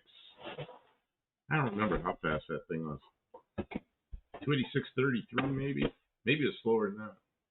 286. What were they? 10s or something? I remember we had a 386-66. That was a good computer. Man, I had a 386-33, and then I got a 486-66, and that was like lickety split fast. I couldn't believe I had such a fast computer. And it had a 170 megabyte hard drive. I couldn't imagine what I could fill up in a 170 megabyte hard drive. Oh, now 170 megabytes. That's like one photograph. Not camel toe. Camel spider. Camel spider. No toe. Yeah, camel spider. So Dizzy Izzy got that one. Camel spiders. Yeah. Okay, 2 points, Dizzy. That's a 2-point question. Camel spider. Absolutely. Dr. Go, it was said that the first Apollo mission used a computer capacity equivalent to a Commodore 64. I don't think it was even that good. No, I think it was a couple of Commodore 64s. You think so? Yeah, it's I remember it locked up. It just wouldn't react fast enough during the first landing. Neil Armstrong just took over and landed it manually. Barracuda says, aren't Black Widows deadly? I don't think they are. They can be. They can be, I guess, but... Just like rattlesnakes. Oh, rattlesnake is rattlesnake. You got to take care of it. A Black Widow, I think you just have a miserable wound. The same thing with a brown recluse. They're bad. If you have an allergic reaction. There's another one called a desert recluse, which is kind of like a brown recluse. Those were out in the Arizona desert, and one of the guys out there got bit by one, and he had this thing on his arm that just got bigger and bigger, uglier, and he didn't know what it was. He didn't know why it was so bad. He went to the doctor, and he ended up getting shots, and I don't remember if they kept him overnight or not, but he was really, really in trouble. Duro Landing, Commodore 64. I was born in 82. Yeah, when was the Commodore 64? Must have been. Well, they were in the late 70s. The VIC-20, I remember, was in like 82 or 83. Well, no. And the VIC. Well, I remember what I was doing, and the Commodore 64 was the newer one than the VIC-20. So. Yeah, but I think it was around before what you're saying. Oh, what, the VIC-20? Oh, it could have been. Commodore 64 was before what you're saying. It was like late 70s they were making. Oh, it could. Computers. Really? Well, yeah. The VIC-20. See, I remember in '79 I had one of those Radio Shack things, which was just phenomenal. What's the other one? What was it? Timex Sinclair, little thing like in '79 or so, 80 maybe, and you hooked it to a TV. And and I was messing with all that stuff. And then you write a little program and make it work, or maybe it didn't work. You have to fix the loops and stuff. They just screwed up and made. And then when you turn it off, they just went piff and they went away. Had to rewrite the program. Write the whole thing in again. Yeah, you had to write it down on a piece of paper so you could write it again. And then they came out with where you could hook a drive to it. A cassette recorder. Oh yeah, and the fax noise. Remember the old printers, the noise? Oh yeah, that dot matrix printers. My first color printer was a big deal, and it was a dot matrix color printer. And man, was that a complicated thing. And it didn't do a very good job, but at the time it was really cool. Barracuda says, which spiders are truly deadly there? Well, I think the brown recluse is pretty bad. I don't know.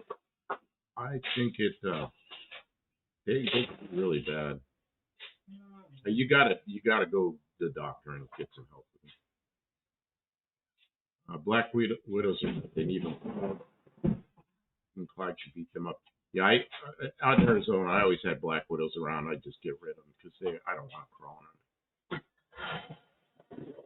Mark Sauvé, Timex had actually come out with a little computer as well. Oh yeah, the Timex. Wasn't that the Timex Sinclair? Because I had a thing. I thought it was called the Timex Sinclair.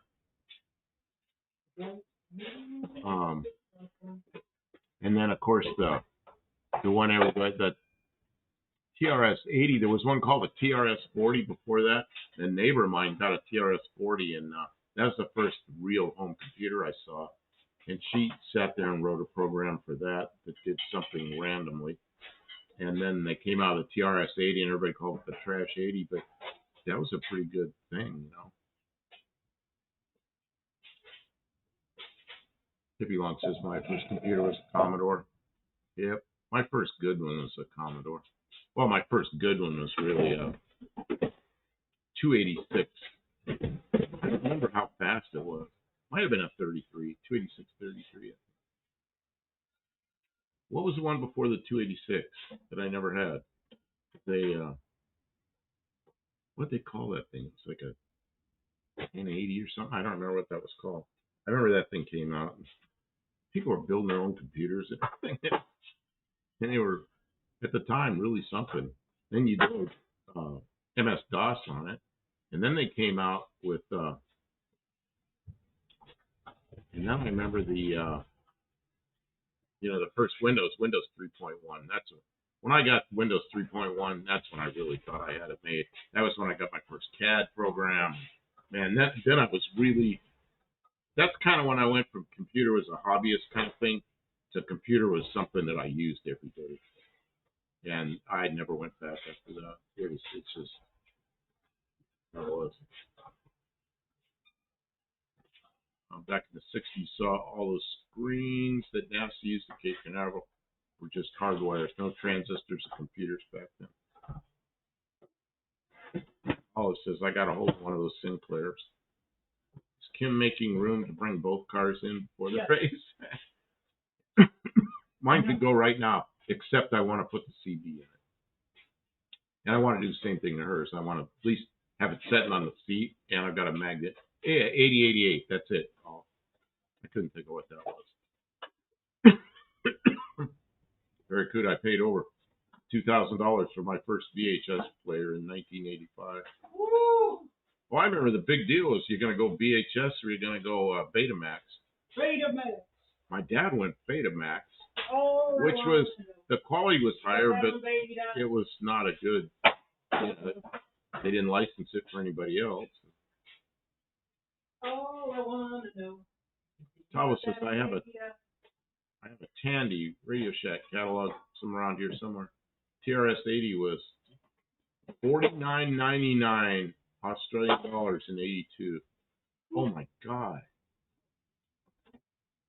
I remember those things. It was really something. You could buy this computer, hook it to your TV, and it was a thing. It was really a cool thing. By the time I had one, it was used and cheap because there were better things. Stray Bullet says I had a digital alarm clock, genuine LED display and everything. You ever when LEDs, the brightest LEDs are little tiny Carly. You know?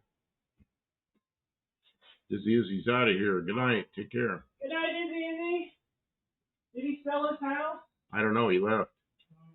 Oh, okay. Still to this day, I can build a PC from scratch. I've not started my PC in 2 years. Yeah, I could do that. I somehow I just went all laptops.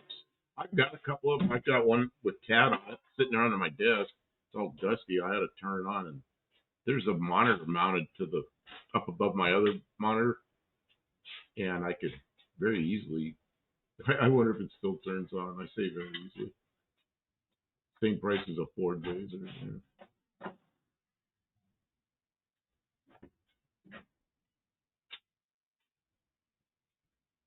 That's how we rented our first VHS player.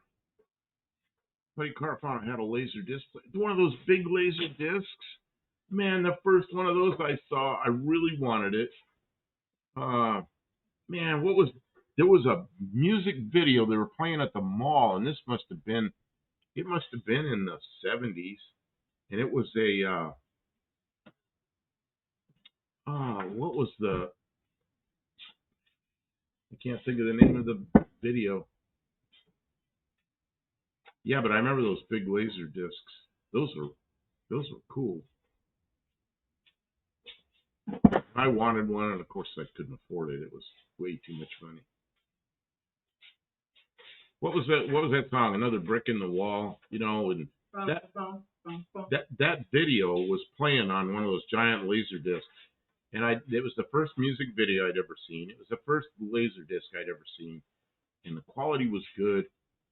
And I was young, had some job, didn't make much money, wishing I could buy everything.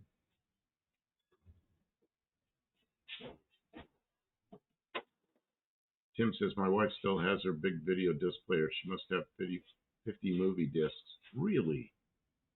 Pretty cool Wow. stuff. Dean says Ford Laser Down Under is a Mazda GLC 323. Oh, I used to have a 323. I didn't have it for long. It was one of those cars I bought and had for some months. Noise. Sold it. Next, another earthquake. Mexican spec says, tell Kim Dizzy put a bid on a 64 Sport Series. So I assume he sold his house. Okay, we had both seen the video of the 64 Sport Fury, so I didn't know he made an offer on it. Tim says, I miss Blockbuster. Now, when I lived in Pennsylvania, down the street, like half a block down the street, there was a place called Purple Cow Video. My son, the one that's, Pink Floyd, right, buddy. The son of mine that is retiring from the military.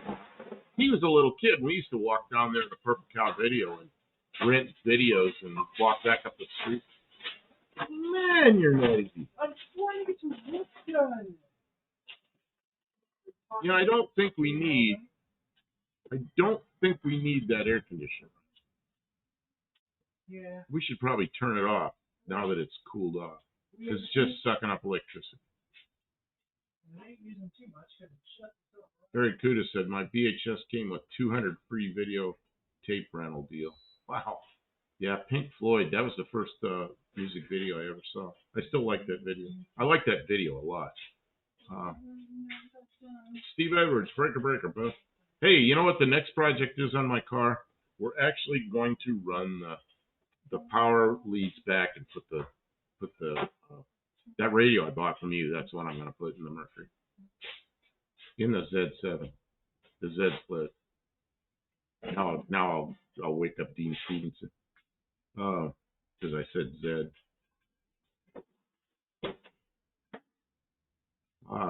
Alice says we had very early Pong. Before I ever heard it called Pong, cost over a week of Dad's wages. 3 different games in black and white. Oh, I remember that. It was like ding, ding, ding, ding, ding. It was the first TV that was interactive. It was crazy. Look at this. It's interactive. And all you could do is move the thing around to bounce the little thing around. And we were all glued to it like a bunch of idiots. Hated that game. Dr. Ghost says, I have my grandparents' 16mm movie projector that still works at about 90 years old, made of cast iron, uses long, skinny springs for pulley belt. Oh, man, I remember those. They were like, what do you call them, springs? Like the ones that turn like a speedometer cable. Sort of looks like a speedometer cable.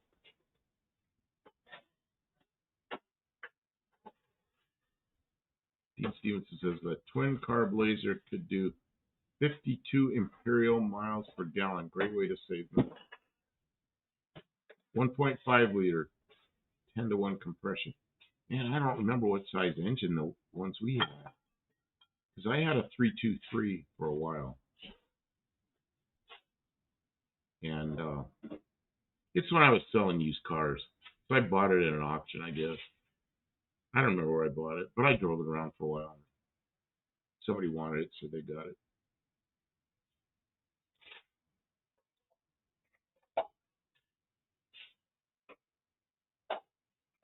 Yeah, what was the compression on my Mazda 6? Do you know what that was, Dean? It surprised me what it was. I can't believe that there was even a car like that. But that thing got really good fuel economy and didn't use expensive gas. It had all the electronics. Yeah, I remember all the people walking around with camcorders. Who was it just said that? I was watching. It was Dallas. So he's going to use a camcorder, and then he laughed. He goes, "Well, now I just gave away my age." Camcorder. Mark Sauve. We had a Blockbuster that's open 24/7. I got to know the guy on a night there and brought my Doberman in once. He was a bit scared for the first minute, then he was good with her.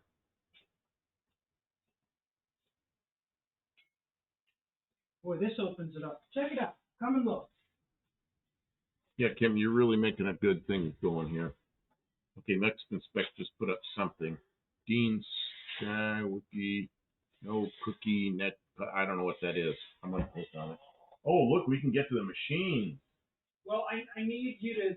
You were gonna make me a housing for my AC machine. Yeah, and I don't know if I want to use that really expensive aluminum or not. No, don't use it. Because that we need that for the aluminum car. No. So we need to find a piece. An appliance side over there. We need to find a piece of flat sheet metal. I'm gonna click on this, see what the hell our moderators are putting up here. Just go to site. It's okay. That is a dead link. Something's wrong with it, yeah. I get no. Mexican Spec, that link doesn't do anything. I gotta clear that. Mexican Spec, that when I click that link, I get a dead link. Maybe it's something you only get in Mexico. Maybe it's something. Who knows? Who knows what the problem is there? Oh, I had a Pioneer Super Tuner. I remember that. Remember those? It had a big knob on it. Is that the one that had a big knob on it? I don't remember. I just remember it was called a Pioneer Super Tuner. Let's see here. Dean says later one's 2.5 built Sky Active G engine. Varies by region. North American models typically had, 13 to 1. That's what mine had.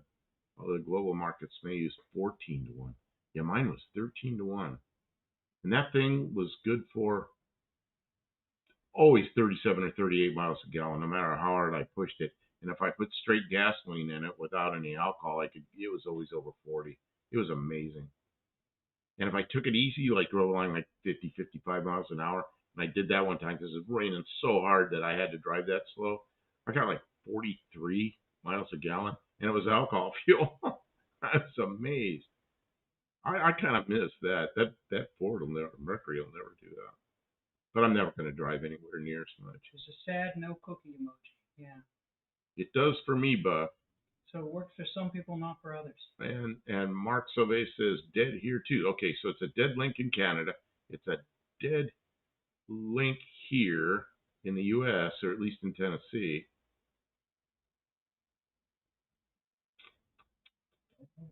Mexican Spec says it's a Ford Blazer. I don't know. Maybe it's only good in Mexico. Don't know. We got dead links. You know you never turned your lights on. I didn't know that. Seabass.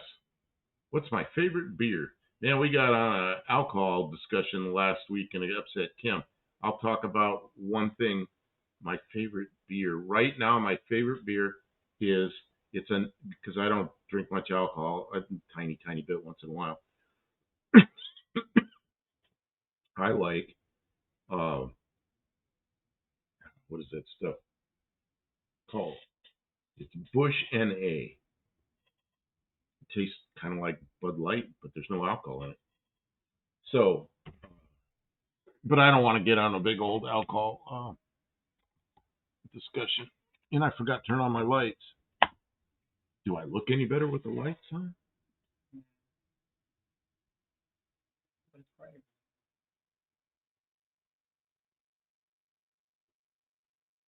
Buddy Carpon said 10-disc changer put in a car. I thought was so cool. I had a Mercury, excuse me, I had a Mercury Sable wagon, had a like a 6, maybe 10, I don't know, bunch of discs changer, and it was in the back where the third seat is. It faces backwards. It was off the side back there.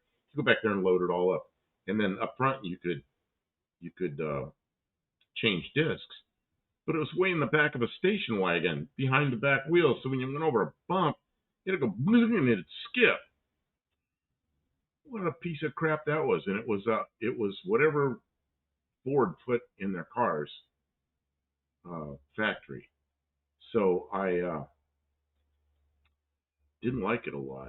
It was such a good idea, and in practice it didn't work. But I bet there were ones that did work, or ones that were up front. Question for Kim and Buff: can you guys use a free set of Chrysler 5-leaf springs of 55 eye to eye length? If so, I could bring them to No Name National. They were my takeoffs before I bought the heavy duty. So, yes. No.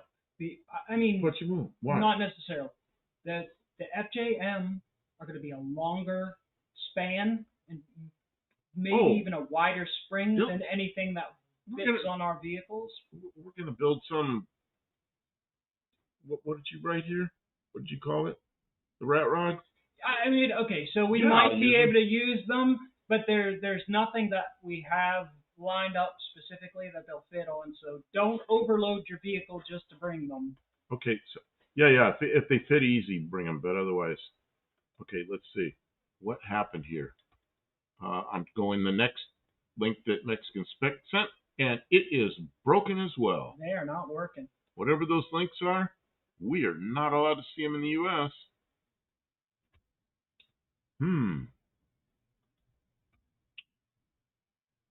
Mug root beer works for me.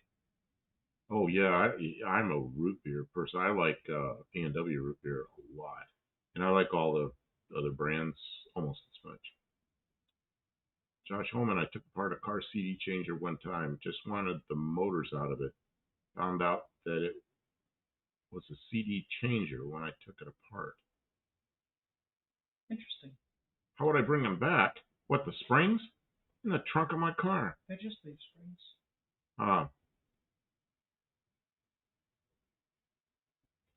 We get Ferris radios and cassettes. You ever heard of a Ferris radio or cassette? I'm not sure what that is. I'm not sure what that is either. Something from down under.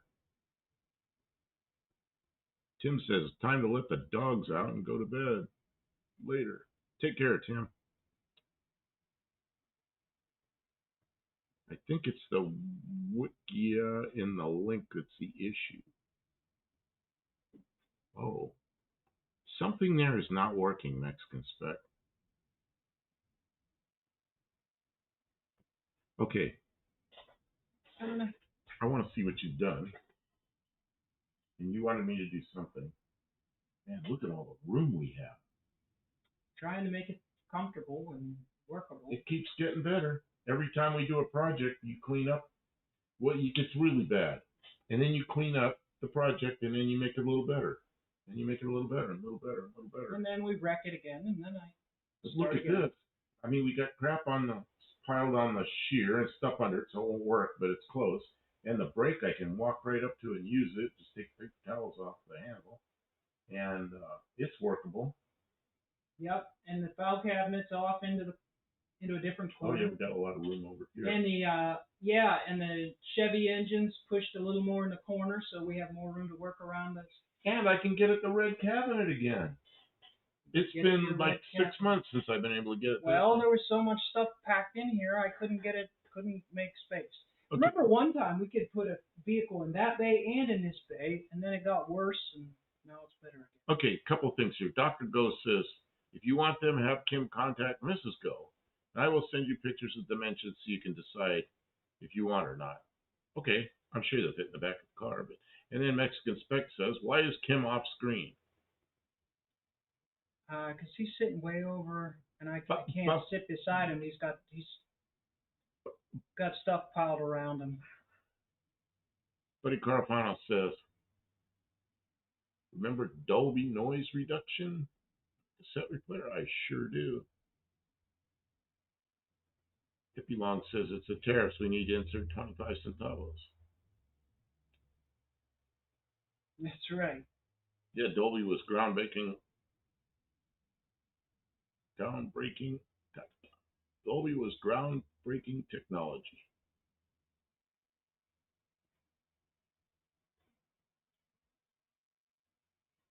Very good. Don't think so, Tava. When I bought my BG Pacer in Brisbane, I bought a stereo for it there, an Australian brand, Voxon, and that's one I haven't seen. Okay.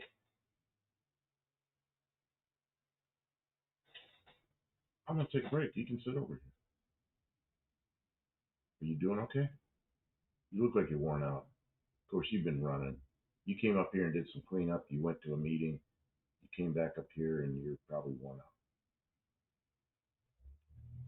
Yeah. Yours was a Kmart kind of thing. Probably 1 out of 3 cars. Oh, wow. What did we have instead of Ferris? We had something else.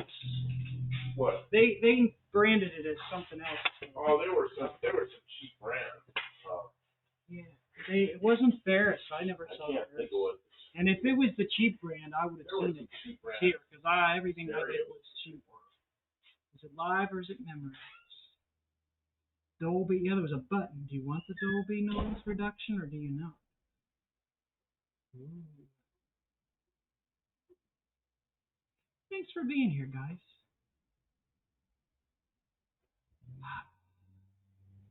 We never got the video about my skid loader out, but it's done. It's just sitting there waiting for a thumbnail. But since we have a holiday weekend coming up, we were going to put it out for the holiday weekend because it seems like long weekends you get a lot of views and it's a longer video, so it might do really well on a long weekend as a long weekend because some content creators take vacations for holidays, and then there's a little bit of a gap in the flow of entertainment. So if we throw it out there at just the right time, it's kind of like a crapshoot. But if we get it out there at just the right time and it catches the curve, we could get a lot of views and maybe some new people from it. So Tavo says, in 1980, I took out a loan of $500 for my BG Pacer. Then a month later, a $550 loan for a full Alpine system for it. You spent more on the... Of course you did. Did I say Labor Day, Josh Hellman? Or did I say Memorial Day? It's right, it's a holiday weekend. No time off for me, though. I'm sorry, Mexican Spec. No time off for me. When you work from home, you're always at work. And again, I don't work. My work is art, creativity, and entertainment. It's all just fun and games. Oh, I remember Krakow. Oh yeah, Krakow. That's what I was going to say. He bought matching floor mounts back in the 80s.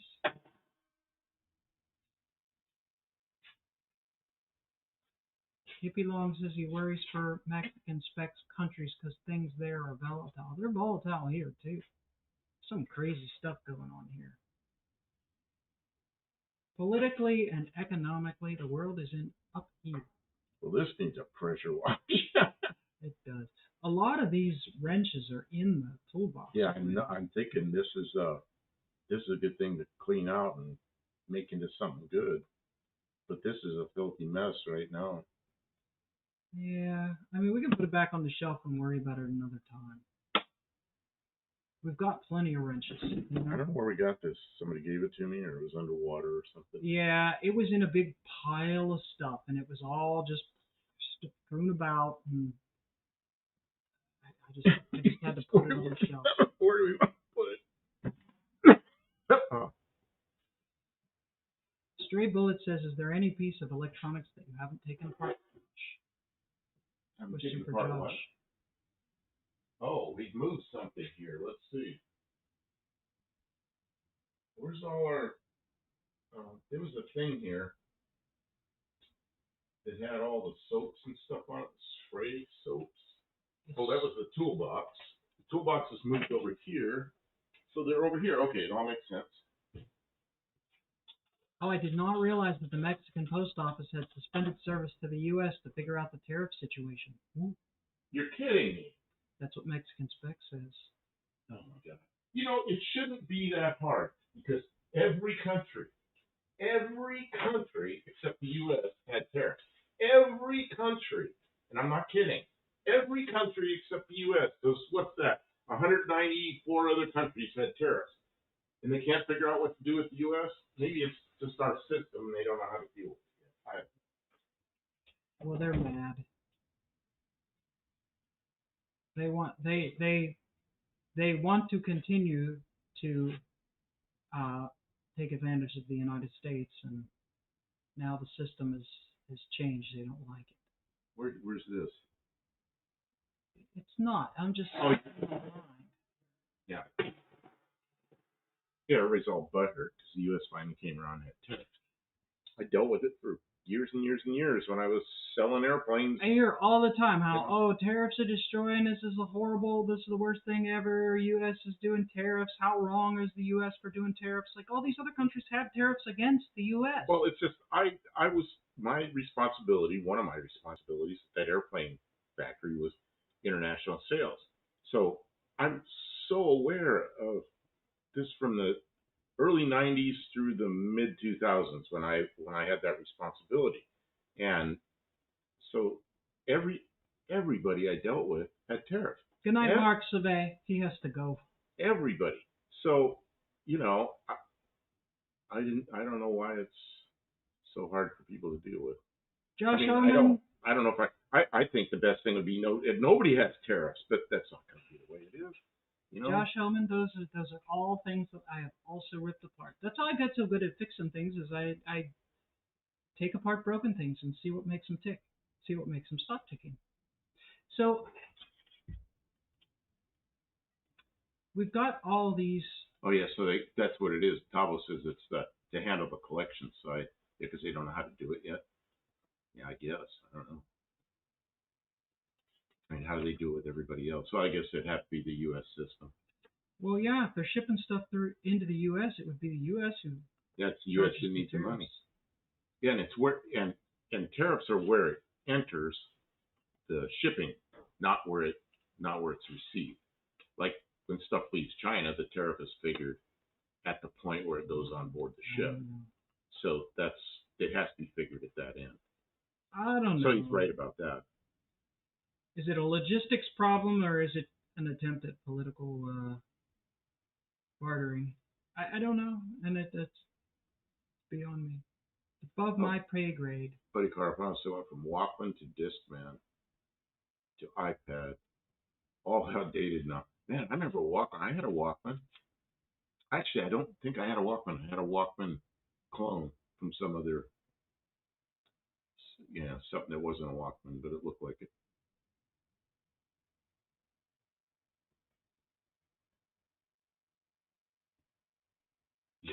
They don't like trying to make it look bad for not doing anything for decades.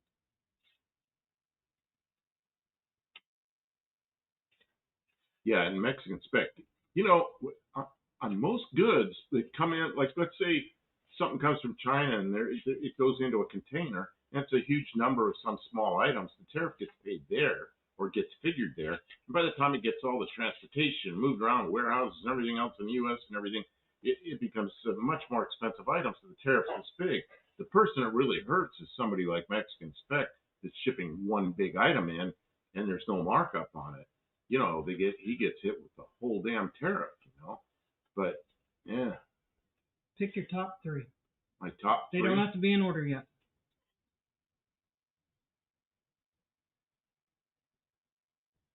Yeah, okay, so Mexican Spec says, see, it's figured at where it enters the shipment, but it has to be paid. Let's see, that's between the buyer and the customs agent. Well, see, that's how it was in Canada, because when I sold airplanes in Canada, they'd hit the customer as they entered Canada. And you know, if we shipped it into Canada where they picked it up, that's where they had to pay their tariff, and it was huge. Uh, so so yeah, yep. The Jeeps. Dr. Ghost is back in '84. $17,000 Jeep cost 34,000 Japan. So they didn't want to buy them with so many middlemen handling things. Used to sell Japanese cars cheaper here than they sold. Yep, they did the same thing. Okay, we got commercials coming up. Do you want to kill it or do you want to let it go, Kim? Right now? Yeah. See, there's ads about to pop up. I can't reach the mouse. Do you want to do it? Let You're gonna let it go. Okay. People want points. People want points. Okay. So are these all the cards? Those are all the cars. That's minus the motors. Oh, I was We gonna can say match it just the feels motors like up with the cars. very, very few cards compared to what you had me before. I only took 4 out. And you want me to pick my top 3? Top 3.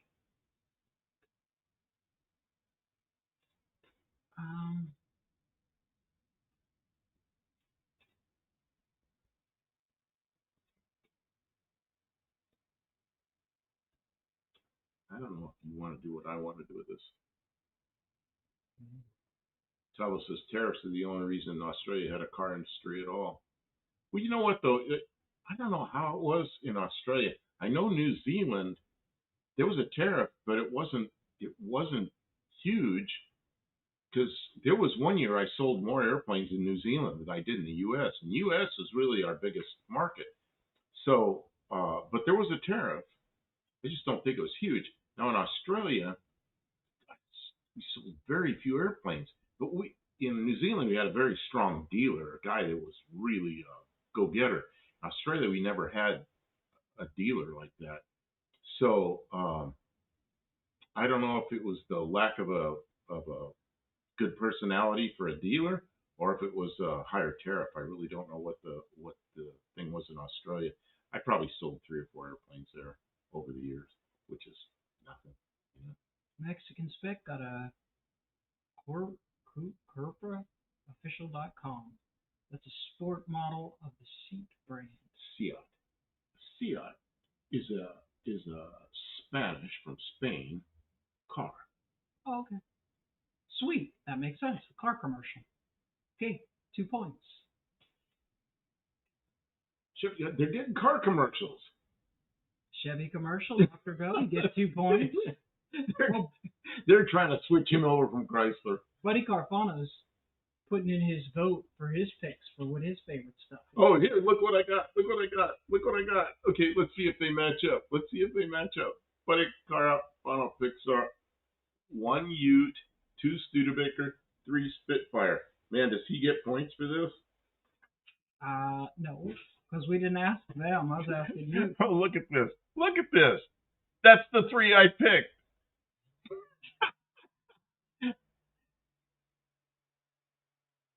Oh, Seat is owned by Volkswagen. Well, it used to be its own thing, didn't it? I didn't know it was owned by Volkswagen.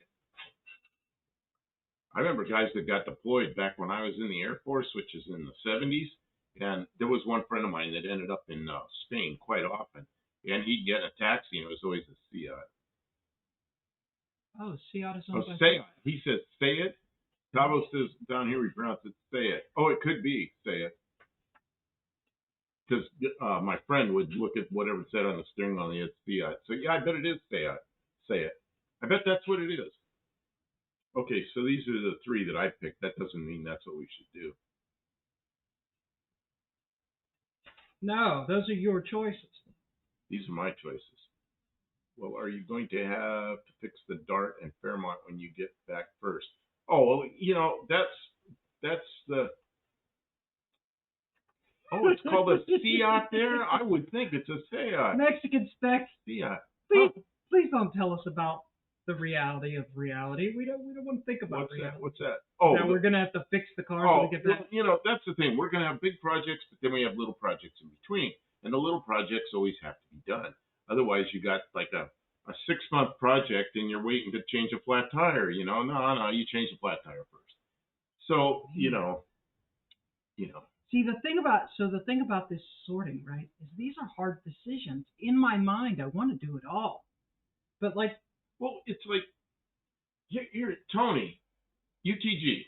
He goes, he's told us, I've run out of material. He goes, I don't know what to do next. Of course, he's kidding, but he says that I'm out of content. Out of content, yeah. Well, look at all the content we have here. This is like the rest of my life content, and there's going to be more show up. Right? Yeah, Mexican Spec. We are certainly doing our best not to deal in reality. That's our. Okay, it's got to be these. These are the ones it's got to be. These other ones can't be they can't be priorities. As much as I want them to be something, they have to go on the back burner. See, the thing of it is the cold, really awful weather is going to come in, and we have to make choices. Like we got to decide what takes priority, what gets done, and what doesn't. And the things that are not going to get done, they need to be put up someplace where they're going to sit for another year. And the thing of it is there's a list of vehicles that are not on this list, and something has to be done with them. So these are the ones that I left out of my list. You see the ones that just fall right off the edge of a cliff? Ranger Rat Rod, which is the frame that's out there that we're going to stick a body on. See, I wanted to take part of that Nissan 300ZX and make it into the rat rod on that frame, but it is kind of a complete car, and it might be a shame to take it apart and make that out of it. So I don't know. And then the Dakota truck. The Dakota truck's running, so it's probably would be in. It'll just sit. Like, it won't hurt it to just sit. I mean, Dr. Doe says anything sheet metal, all Buff is excited about fabrication. Yeah, one of them's going to be steel sheet, and the other one's going to be aluminum sheet. Okay, so the ones that fall off of the edge, unfortunately, that is the Ranger rat rod frame. That's going to have to just get rolled over the hill for a while. It'll sit in the tree row. The Nissan 300ZX, it's holding the trailer down. And the Dakota truck. The Dakota truck runs and drives, but has never been off of the property. I rode it around in a circle, and it was like, yep, it works. It starts and runs with a battery and some alligator clips, and you could start it right up. And then you have to lift the hood and disconnect the alligator clip to shut it down. Here, put this in your pile. Okay, so now you guys saw his list, and this is my list, right? And I think you guys will have respect for my list. Is the Bronco 2, the turbo setup for my Dart, and the big green short bed Ram truck. And these are all short. They're not major fabrication projects or anything like that. And they're not garage dominating things. Like the turbo Dart, like most of that will be fabrication before we even bring the car in. The Ram, I don't know if we can get the Ram in here. That Ram's a big thing. I think we could squeeze it in here. Well, now we could, but it's still going to be huge. Look at it. Dean Stevens says, Dakota's time off. Hey, Dakota's time out. That was my idea. He was 16 years old. He showed up out at Uncle Tony's with his parents for a live show, and he was leaving, and he was thinking of wanting a name for his channel, and they were leaving, and I thought of it right when I went over there because he's always getting time out. So I said, call your channel Dakota's Time Out. And he's in the car, and he just waves to me, so I know he heard it. Well, the next thing I know, he's Dakota's Time Out, so I thought it was pretty cool. See, the Bronco 2, Marina. I want to get it in here and get the engine bolted the rest of the way down and stab the distributor that I already have fabricated, stab that in there, wire it up. It has no fuel system. I want it to move by its own power again, and I want to get the hood on it and an air cleaner on it so that it can sit outside. I do not want it to sit in that carport all winter. Yeah, okay. I want to use the carport for the other stuff, the skid loader. So this is a short project. This is not an all-winter project. The Dart Turbo can be a little filler project that we do in a week or a couple weeks. And the car does not have to be in here the whole time. The car can just come in for the assembly. So that's kind of a filler project. And then the Ram truck is exhaust taillight wiring. Why does And Hippie Long say you need a rear diff before the turbo? Hippie Long, the Dart already has. It's a Ford rear end under it. It has a Ford rear end under it. It's a 7.5, and for a slant 6, I don't think you're gonna. Yeah. Even with a turbo, I don't think you're gonna hurt it. What's that little rear end? That's the little Chrysler rear end that we took out. 7.25. 7.25. Okay. So what's One-Eyed Cat run with his 440? He runs a 7.25, doesn't he? He does. I don't know how that's lasted this long. I don't even understand that. So, anyways, these. So I think a slant 6 that Ford rear end will hold up. These are all filler projects. You see that. None of these are. They're not long-term. Those are all long-term projects. These are all big projects. That Valiant, you want to do the Valiant nice. You don't want to just hack the Valiant. And the Spitfire's an aluminum car, and the Studebaker's a big project. Now, I agree that getting the Studebaker in here and bolting on the body so that it, like, we don't have to store all these body panels, and so it doesn't have to dominate the other shed bay. Because if it had, doors and windows and hood and stuff like that, it could sit outside and it would destroy it. But all disassembled, even in that shed, it's getting destroyed. It needs. So I feel like it does need to be on the priority list somewhere, or else it's lost. Always lost. Honestly, the Spitfire is the easiest thing to tell it to fuck off. What? I know, but it's what you want to be doing, isn't it? What? I thought, see, you wanted to do it next. That's why you pulled the body off, and we did all that work because you wanted to do it next. So I thought, okay, we'll do it next. Well, last year it was what I thought we were going to do next. It surprised me that you did that and not the Ute first. We talked about the Ute, and the Ute was a big project. They're both big. They're all big projects. All those are big projects. They are. They're huge projects. We almost have to pick one. Well, what do you do with the others? They're the next big project. I don't know, but we don't want to run out of projects. What are you going to do when you got a couple 100,000? We're never going to run out of projects. We got a couple 100,000 subs, and we've got okay, we're out of projects. We'll be making so much money we won't even want to do these projects. Dean Stevenson says the aluminum Spitfire. These two are competent. Both cars are ready to go as they are talking about other cars. All of the no-name national attendees are working on their cars right now. The only reason ours aren't ready to go is because I want to stick CB radios in them. And I've been working on my car for 2 years. And if that CB radio doesn't go in there, we'll use hand signals or something. But I'd kind of like to do it. But that's not necessary. Yeah, we're ready to go. I mean, what else do I have to do with the car? I got to put gas in it and check the oil. Don't forget about the M90 supercharger project. Stray bullet. Send me one. Kim, do both the Dart and Fairmont have water in the radiator? The Fairmont does, and the Dart does. They both have water with the water wetter I put a little shot of anti-rust in there so the water doesn't. And they'll both need flushed out and then have actual antifreeze put in as soon as we get back cold. Before the weather turns. It'd be fine if we were in a place that didn't freeze. They'd be fine the way they are, but it does freeze here, so I want to get antifreeze in them after we get back. It says remember the van. Yeah, we got stuck in the way on the van. Oh, do they have water in them? Yes, they have. The Valiant doesn't. It leaks out one of the Valiant leaks? Manifold studs, yeah. Oh. They just need manifold studs need sealed. What is this? Did you hear that Scotty Kilmer is quitting YouTube? You didn't watch the video. Is he? Oh my goodness. You didn't watch the video. I can't believe it. He's probably serious this time. You just saw the thumbnail. No, this time he's quitting this time. Watch the video that says that on there. Okay. And look what he writes. It says Scotty Kilmer channels, plural with an S, is quitting YouTube.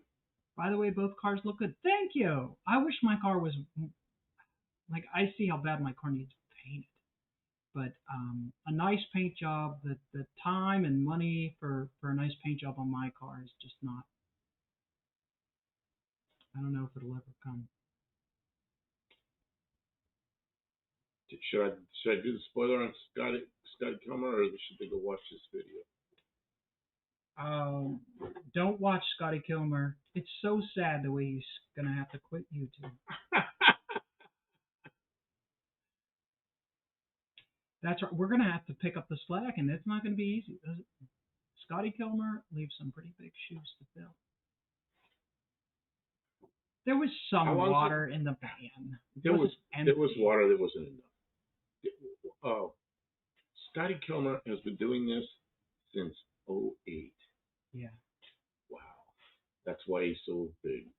He got in it early and made something out of it. There was a creek next to the highway, though. Lucky for them. Kim ran down on the creek and came back up, and she took video of the creek. And then I'm thinking, I wish I'd gone down. That was the nicest creek I'd ever seen. I was down by the creek, walking on the water. Barracuda says I was thrashing with my 175 14 bias plies. You're nuts, Barry. Stray bullet. Scotty is losing his house. Well, he says all those things, but I'm sure he is. Scotty he is well off. He has 2 houses. The other things that we'll be working on, side projects this winter, are the engines that we have in reserve. They're all V8 engines. We have a Chevy 350, a Chrysler 318, a Chrysler Poly, and a Chrysler 360. The 360 is a Magnum. The 318 is an LA engine. And they are all in various states. They do not need rebuilt. None of them need machine work. They all just need cleaning and assembly. See, Johnny C watched that. He watched his video.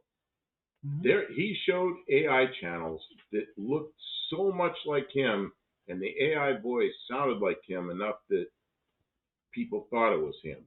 And he showed the differences. Like they got the glasses, the little bridge in the glasses wrong, and they fuzzed up the names on his shirt. But it was amazing how good the AI duplicated Scotty Kilmer. And then they take his content with the AI and they put it out. And people think they're watching Scotty. And Scotty's not real happy about it. Mexican Spec, there are no Ford. We don't have any Ford engines here except for the Ford that's in his. And as much as we've discussed building a bigger engine for his car, it's not on the short list. We've got so much to do that buying a Ford for the 350 may really go into the Z7. It is, the potential is there. It is, and then the. But we don't need an engine for that car. No, that car runs great the way it is. Is that groundbreaking? Like, ooh, the most exciting content that people want to see? And then we could bring the Studebaker in, and that originally that's what that 350 was for that Studebaker. And we could do that and make it into a runner. We also want to do the Valiant. I mean, get the Ute built. I think that the Dean Stevenson says I need a bigger engine. Dr. Go, bigger. The 318 was like a 76 or 78. See, Dean, you know what we could smoggy. They're big chamber heads. Being a sheet metal guy, I could cut that car just ahead of the firewall and stretch it out about 7 or 8 inches and make the front of the car 7 or 8 inches longer, and then go get a Viper engine. Put the Viper engine. That would be bigger. We could use some AI robots around here to do some of this heavy labor. Getting too old. AI could do some of the work around here. Okay, the Bronco 2's on my short list. Before we leave, I meant to bring a piece of paper up here, and I left it sitting in my room. I don't even know if I should talk about it. You know, everybody's going to want me to. I don't know what you're talking about, so I don't Well, think I you should. wrote down 10 items that I wanted to discuss. Oh, no, don't talk about it. Not yet. No, we really need to Well, it was refine that. Well, it was not No. the second list. It was the first list. Don't talk about the first list. Okay.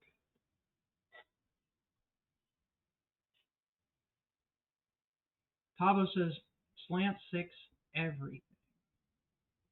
I'm trying to pull Can you away. connect them together and make them slant 12s? Trying to pull away from the slant sixes.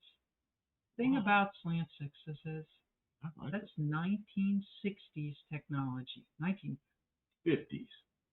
That engine came out in 1960 cars, which is late in 59. They revised the engine to cast crank, relighted it, and hydraulic. They revised that engine in like 1978 or something like that. So it was grandly updated, but it's. I mean, we're not even dealing in classic cars. We're dealing in old junk and cars now, and the market for that type of thing is beginning to narrow. And I don't want to be that person who's like, the classic car market's gonna collapse and da da da da da. But kids these days, they don't want slant sixes. They're not. Index cards. You remember Windows 3.1? There was just a little application that came with it called Card File, and it was just index cards. It was so cool. I wish they'd kept that. Oh, we threw it away in 1970. What's that? Oh, slant six everything. So I have a spare set of closed chamber 302 casting heart-shaped heads. They have hairline cracks, which they say is common, and many people run cracked heads. The Magnum heads crack between the valves, and it doesn't crack into the water jacket somehow. Oh, that's what a 302 casting is. Yeah, the 302 casting, they're magnet heads. They're closed chamber heads though. But if they're the Magnum, are they Magnum or are they LA? Dr. Go, are they Magnum or LA? Hippie Long says 360 Magnum into the Studebaker. Hey, if I put a Chrysler motor in the Studebaker, it'll be the 318 Poly, because I have thought about that. But yeah, I got a 350 Chevy that'll just about bolt in. All of Mrs. AOL Instant Messenger. I know a lot of people liked AOL back in the day. Doesn't AOL still go? There's still, like, every once in a while I get an email from somebody with an AOL address. I think that's still viable. Somebody's using it. I don't know how they're using it. I remember in the mail you get these AOL discs. They come. Remember those? Every week. Oh God, I had the we used them as frisbees in target practice. Target practice with those things. Oh, I don't need pictures of the cracks because I know exactly what it looks like as far as cracks. But are they Magnum heads or are they LA heads? Wouldn't they be LA heads? They're LA heads. Barracuda says Sterling Moss convinced us that the Hemi 6 was the way to go in 1970. Well, you know what? That was designed in the U.S. and then they took it down under and they never sold it in the U.S. It was supposed to go in trucks here. It never happened. You guys got it. They might be a better thing than these. Than what you got? Yeah, they're open chamber heads and they're pretty. I mean, that's kind of. I don't want you weighing your car down with a bunch of cast iron heads. No, and besides that, if somebody wrecks me out, we'll need to put all our stuff in your car so I can get home again. Well, I change out drive shafts, so my car doesn't. The drive shaft doesn't scrape in my car when I hit a bump anymore.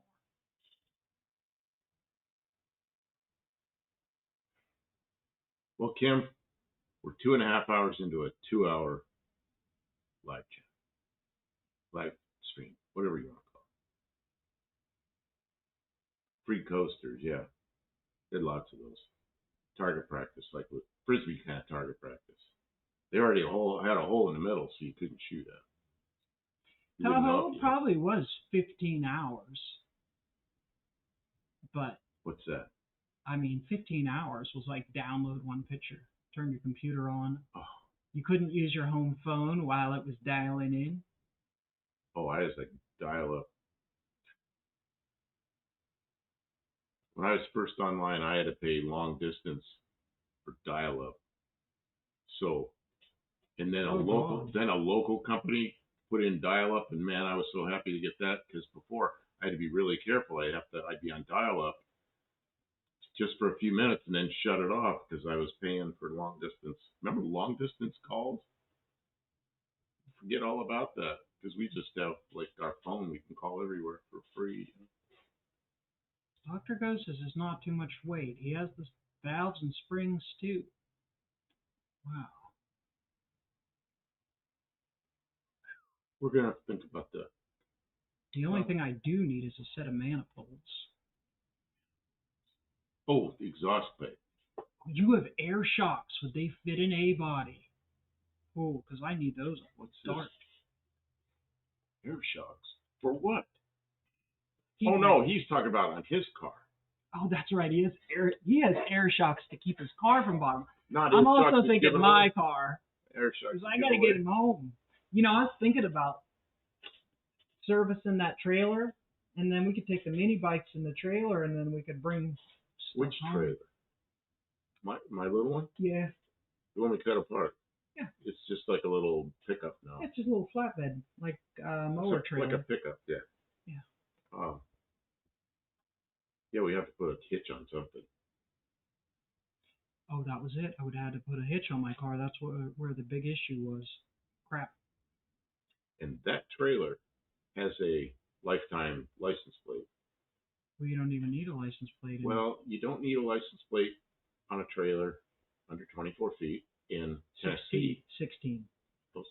I thought it was 24, 16 No, feet. 16. Okay, but then once you go out of state, then you gotta try to convince the cops when they stop you that you're legal, and maybe they'll believe you. Maybe they won't. Tava, it would cost more to send them to me than it would for me to just buy them myself.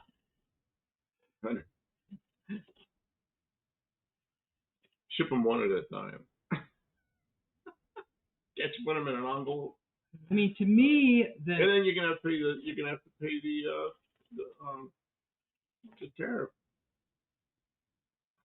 Jeez, I would. To me, the cylinder heads would be more interesting than the leaf springs.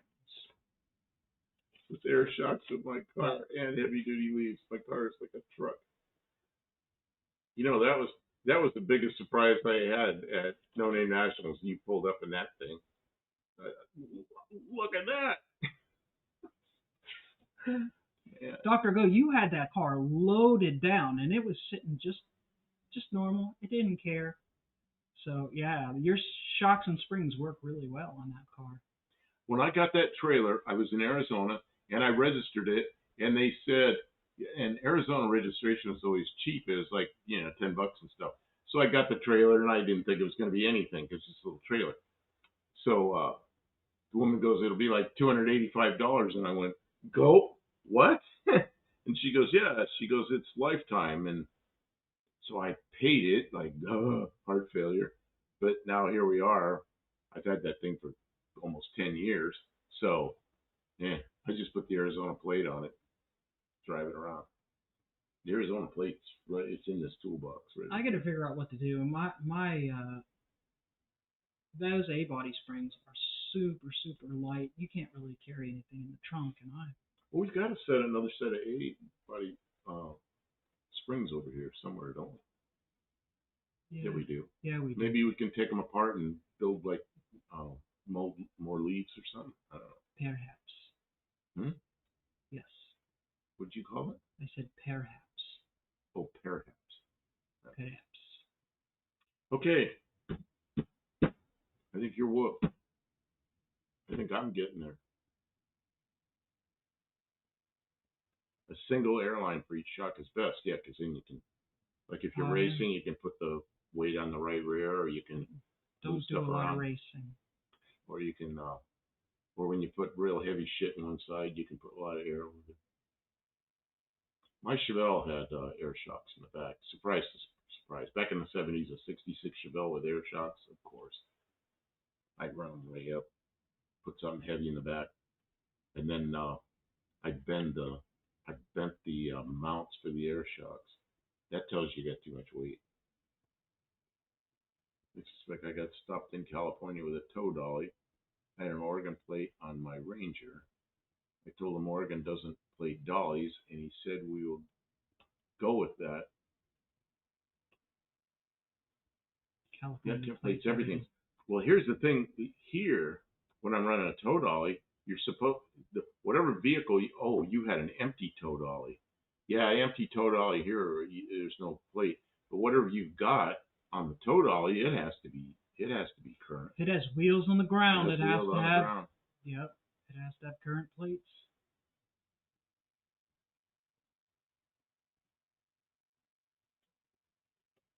Jeez. We're about ready. You want to click out of it? All right, it sounds like Buffdale Campo is done. Well, I'm listening to you, Tim. We said 2 hours. We're at 2 hours and 35 minutes, and I can tell you are.